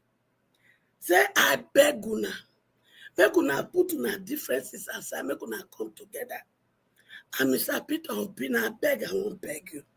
You see all these people, when they deceive you, make you forget about them. You don't need them at all. Now my children, now you need. And I can guarantee you, say if you and Chowore come together, the very day one I tell them, say, una don't come together. The game is over. They go just tell una, say, make una do na travel from state to state. Make una leave the groundwork for their gidigba. They go stand. And more so, my children don't sabi say, once beaten, is it twice shy? So, they know say they can rig. They know say their agenda not be fully, and they not get any structure. The only structure when they get, now rigging. We have 3 minutes left. Say, no problem. Mama, it's your round up. Please, why the talks I not stop you? We have 3 minutes left. Okay. My children just happy say, in their rigging, they know the way when they go take go rig. So my children, and I know say they get brain to do everything when they possible under this sun to make sure they're not rigged. So therefore, we they go into 2027 with a motto: you rig, you buy, and by fire, by thunder, our mandate will stand, our vote will count. Thank you, and God bless you. Thank you, mommy, Thank okay. you. Let me use 1 minute, please. 1 minute. Although you give me 1 minute, I beg, so that you take the remaining minutes. I want to say something here. The significance of that last video. So now, just 1 minute. I just want to touch on that last video. The significance of that last video is to counter the war tone that Abati brought in. After 20 years of the civil war, Ojukwu and Shagari came together, and Ojukwu supported Shagari to become the president of Nigeria. So when Abati comes here to talk, he's talking for himself because he has collected millions of money, allegedly. And two, President Shagari has described the APC, that APC is not a national party, and APC is irrelevant, and Nigeria should never have voted for APC because it's a tribalistic party, and Lagos is for everyone. According to how it was created, it was for everyone. So when they say push some certain tribe out of Lagos, break their houses, these are not, they are all Nigeria and they are never Nigeria. So I want to thank you all. Thank you. Anyway, if we be quick to say, some people talk from two sides of their mouth, because this Igbo man that he and this girl was talking in a TV show, he said Soludo never talk about Peter Obi. He was talking of a person from Anambra that want to contest a governor, and we are referring to Zone. So those kind of people, they are complicating issues. If Soludo said anybody, he did not say the governor, anybody who said I want to contest, I want to run 4 years, 4 one time, that person need to automatically, as many people who have it in mind to do one thing, you are talking to all of them. So that man was very wrong on that his interpretation, and he referred it to only one side and forget the other side. They say elephant at the whatever is the elephant in the room. It's what you need to look before you go and kill the ant. So that is for that. For the things I wanted to say is that 4 years, for me, 4 years is too big to make Nigeria okay. Baba Jonathan say 100 days in office. He did not come there for 100 days. A moment you enter office, you start changing something. So it's not by 100 days or 200 days. A moment you enter, you start changing things. What did Nigeria need? Light. Any Nigeria who has money, create light. People pay. Finish. Now, what did you need? Water. You call water board. You call the entire Nigeria. Oh yeah, spend your money there. That is why I'm saying that what we all need is the policy. Is the policy we need, because we cannot have money and be putting it in the bank when our money is supposed to be working for us. We cannot have money that you hear where people pay their children, they do this one, they do their government are paying. How do they pay? It is the money that their father used to create something that they are giving to their children. They are even giving to with the foreigner who came. It's just the policy. You will now have money, you wait and build 5 houses, you will be paying tax, because that is a business. So there are many things that will generate money for you in the land. If, okay, everywhere is full of dirty, all houses must be registered. You don't need to pay money to register your house, but let government know the house. Then start giving them to pay tax for taking away the waste. All houses must pay to take away waste. Money will come out. Before you know, everything you have been looking for will be there. It is because people that have the right policy is not there to do the thing. So that is it. Thank you, Mr. Nigerian, because I'm hearing the Aladura is ringing boom, boom, boom, boom. So thank you very much. Thank you. Mr. Odua, I agree with you with your comment that policy is a key, is what is needed. But the other side of it is that when you talk of policy, Nigeria has enough of them, but we only have crooked people that are sir. When those policies. But I see. Wait, let me finish my my thought. See, I agree with you that policies are needed, but the ones that we have on ground, all these policies are there. They just mismanage it. They are already there existing, but they are no, sir. I want to tell the reason that policy is where I'm telling you now is not there. If they are there, Mr. Odua, let's start taking the. You see, when you talk of water board, almost all the states in Nigeria, or let me just stay on the southwest west states in Nigeria. Those 6, all of them have water board. We grow up back then. We open tap water. We open tap water in Nigeria. There is nothing like it's tap water everywhere. Up till 2005. Up to 2005. Back in Lagos, 2005. Back in Lagos in Nigeria, we still pay water bills. I know very well in our houses there in Nigeria, up to 2005, we still pay water bills. All right. 2008. So all these things are there. Even in Ogun State also, we have all these things there. And when you talk of, let's just leave it there. There's no time. But I agree with you that yes, if the right policies are in place. See, this guy was talking yesterday, Isaac Fayoshe was talking about government giving people money. That one is a low-hanging fruit. Close your eyes. That one is a low-hanging fruit that government can bring out today, and they will start transforming the economy. You don't need a genius. You don't need anybody to do that one.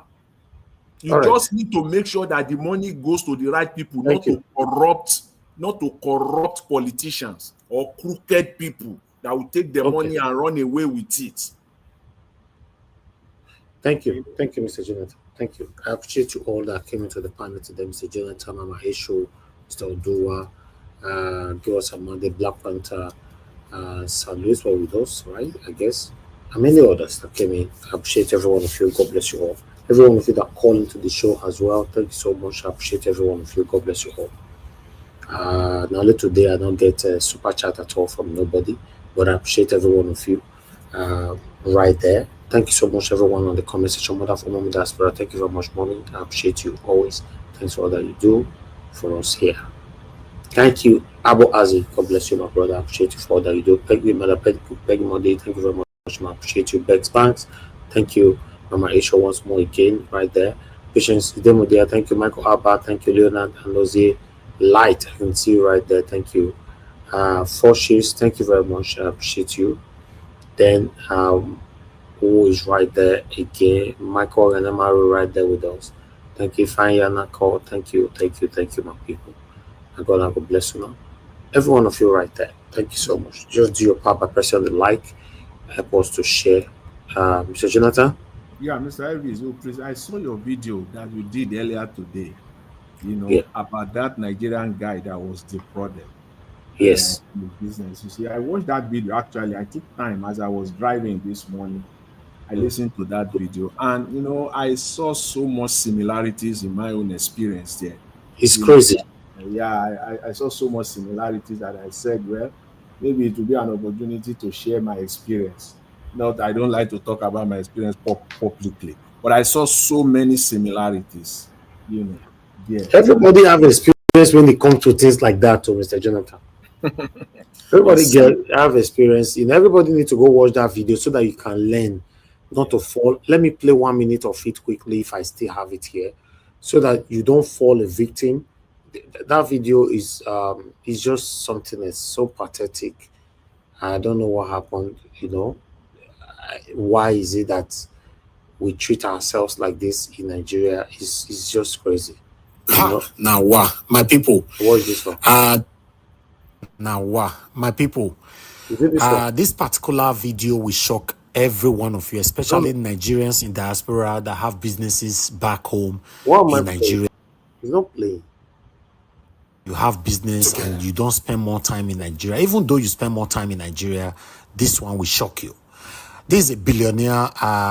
His name is called Keji Giwa. You know, I've projected this video 1 or 2 times before in the past on this platform, Nigeria Watch Media. This man cries out how his workers were extorting him on his rental apartment in Lekki. They were extorting him over 15 million naira according to his rough estimate calculation per day. My people, this one a person with the Nigeria. They were extorting him. In fact, I want you to watch this video. Make sure you watch it to the last, because another video where they were interviewing the criminal at the end of this particular video. Then I'll come back and say 1 or 2 things. This is shocking and baffling. That. But you know no car parks here.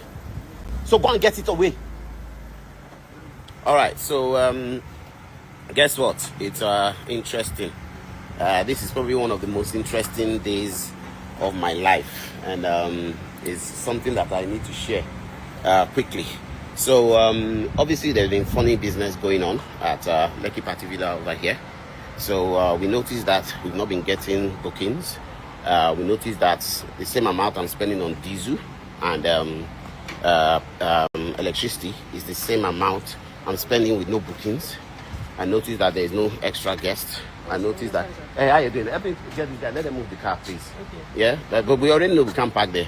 Okay. We know that there's no extra. We know that the extra guests, no money from extra guests, no money from bookings. But I'm spending the same electricity bill and stuff like that. Cameras are off. So obviously on the 28th, so I decided to plant spies in. On the 28th of July, a party was held. So we just kept quiet, just let them, you know, do their thing, feel as if they're free. So then we asked for the money. Where's the money for the 28th of July? Then I started throwing receipts left, right, and center. Only to realize that we have evidence of that receipt that you're showing.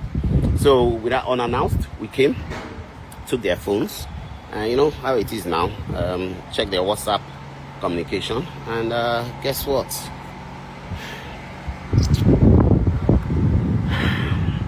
See, what's baffling me is the way somebody will say to my face, "Sir, I will never steal from you," and cry.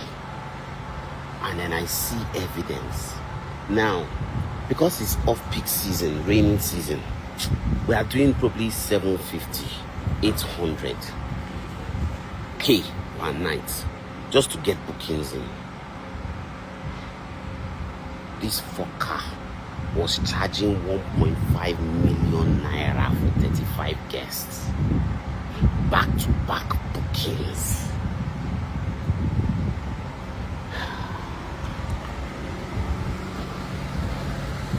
Back-to-back. And then lying to our faces, "I will never steal from you. It's me, sir." Literally just cut it. We're going to police station, still lying. Unbelievable. Now, I want you to just take your time and look at how many units. 1.5 million naira. Check. Unit 1, 1.5 million naira. Unit 2, 1.5 million naira. Just wait till we're not done yet. And then, yeah, everybody's in on it. Yeah, security is in on it as well. Yeah. So, Unit 1, 1.5 million naira. They do their parties. I'll be wondering, how is my water murky? Maybe it is empty. Sir, it's the chemical. Why is this damage in this property? There's no booking. Sized. Unit 2, 1.5 million naira. But looking at the guy, where did you guys find money to buy the new iPhone? Sir, it's my savings, I save it. Unit 2, 1.5 million naira. You can see Merky used Unit 3, 1.5 million naira. Okay, because of time, the video is already on Niger Watch. I uploaded it this evening, this afternoon. I don't know. Just go watch it in case you never watch them and learn from it. You know, it's a very pathetic situation. Can you guys hear me? You know? Yes. Okay, good. It's a very pathetic situation. Every one of us that lives abroad, we're passing through this one way or the other. I've referenced to similar things like this before in the past, telling you guys that you can't leave your business in Nigeria and just be enjoy yourself in abroad, thinking that you have one or two persons that you trust and all that. Listen, they go put hand for your eye. You dead there, they say they put hand for your eye. Talk they say you know you're dead there. If they collect 15 million naira every single month from those units, you know, and it is in Nigeria. If it was not in Nigeria, is one of those people that normally leave their business in Nigeria and go spend 1 year in abroad and come back again, and they'll live their life on CCTV. Oh, CCTV there, CCTV there. Listen, maybe they'll collect more than 30 million naira for your head daily, depend on the business. So for me, if you listen to my submission on that video today, you know, some of it is that, can we continue to be blaming the government? Okay, more blame Tinubu for this one now. Not at all now. Not at all now. Exactly. We can't blame Tinubu for this one now. So that means we, the citizens, our heart is just so wicked. So if we are blaming politicians, more they blame ourselves. That's my stand right from time. Because the people in Nigeria, they don't get regard for us that live abroad. They have, many of them have, 98% of them, if not 99%, they are very, very heartless. They are wicked. They don't have regard. They don't have human feeling. They don't have empathy for those people, Nigerians that live abroad. So when they eat you, they eat you finish. You want that, make you die. This guy is even lucky. They're not buying him. You know? You get where they go eat you rich, and you are becoming an hindrance to what still belong to you. Though they find with it, they want you to end you.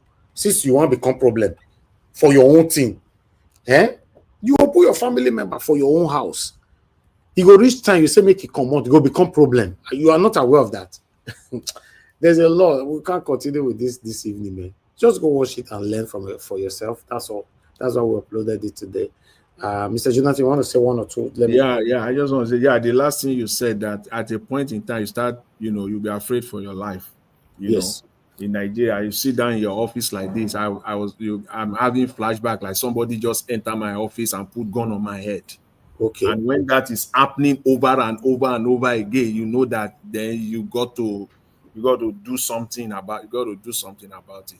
The similarity, one of the striking one that I saw there was, the day I let 18 people go. It was a very sad day.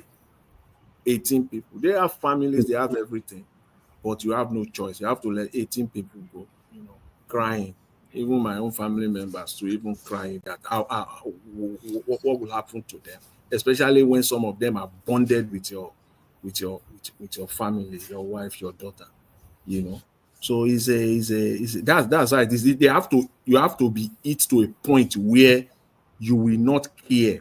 I mean, to let people that to a point where I don't care whether you people, it's no longer about you anymore, because that was the case. It was about people, to support people, to help people. But you get to a point where it is your own life now that you know that is at risk here. Then you just have to let go. Otherwise, you are putting your life at risk. Exactly. They can buy the guy at any time like that. I'm telling you, ultimately, that's what will happen. It will just be a social media story. It's crazy. It's crazy, man. One needs to be careful. Wisdom TV, you say you don't trust him. Please, can you expatiate? You don't trust him for what? On the way they write something where person not feel understand where they go. Just put on quickly, more understand where that your message they go. It's very, very important so that we know why. So you never know. We might also learn from what you're trying to say.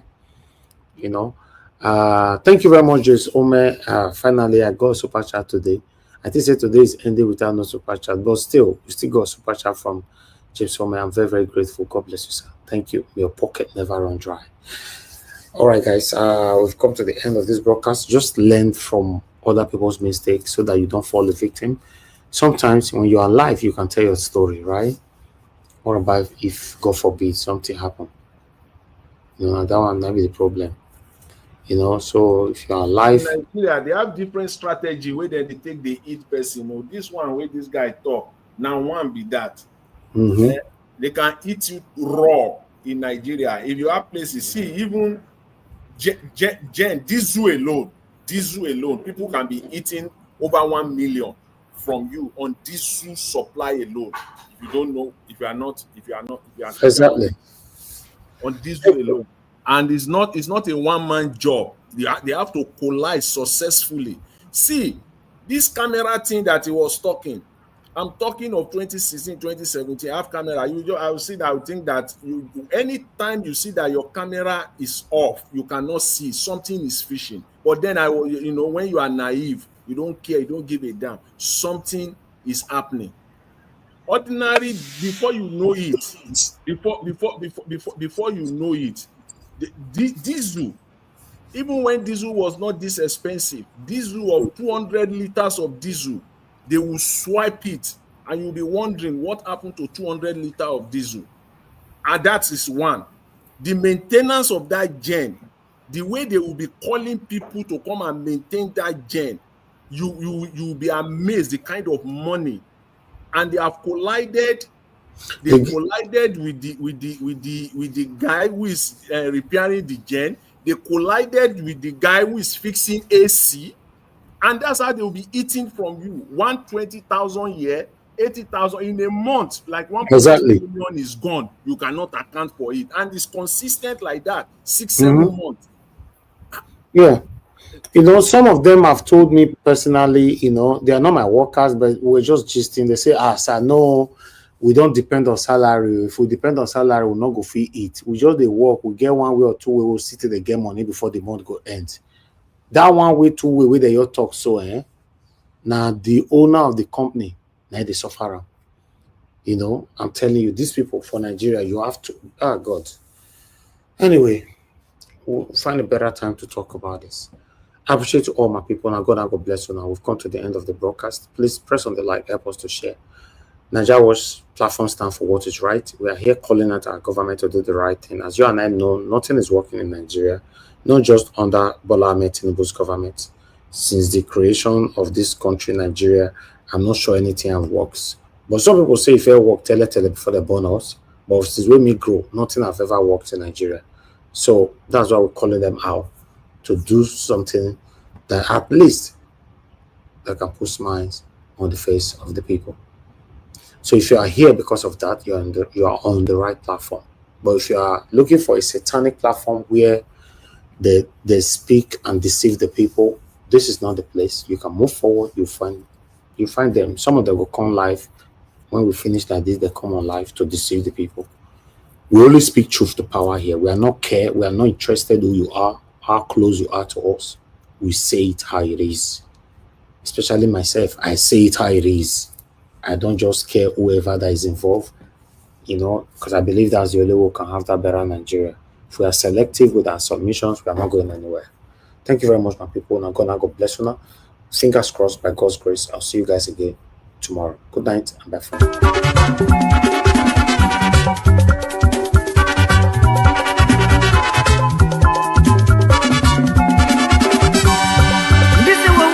In this world, all of us today in motion. Everybody there in motion. Moving to our various stations. As we there in motion, make we do good to ourselves, yo. Make we do good to our neighbor. Before we reach our station, every walk gets paid. Every walk gets paid. Every walk gets paid. I make a fear my God.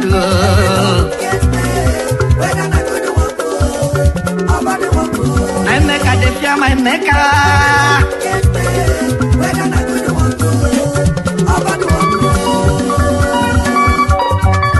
Whoever will come and go on song, organize.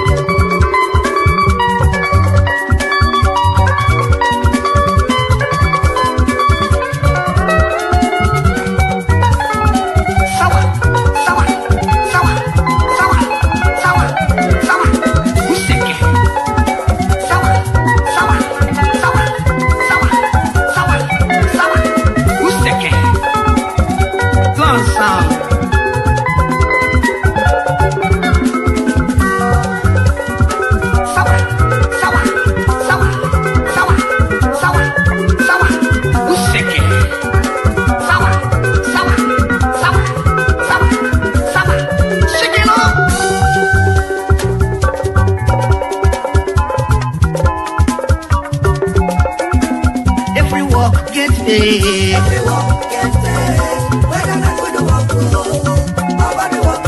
Every work get paid. I make a dey fear my God.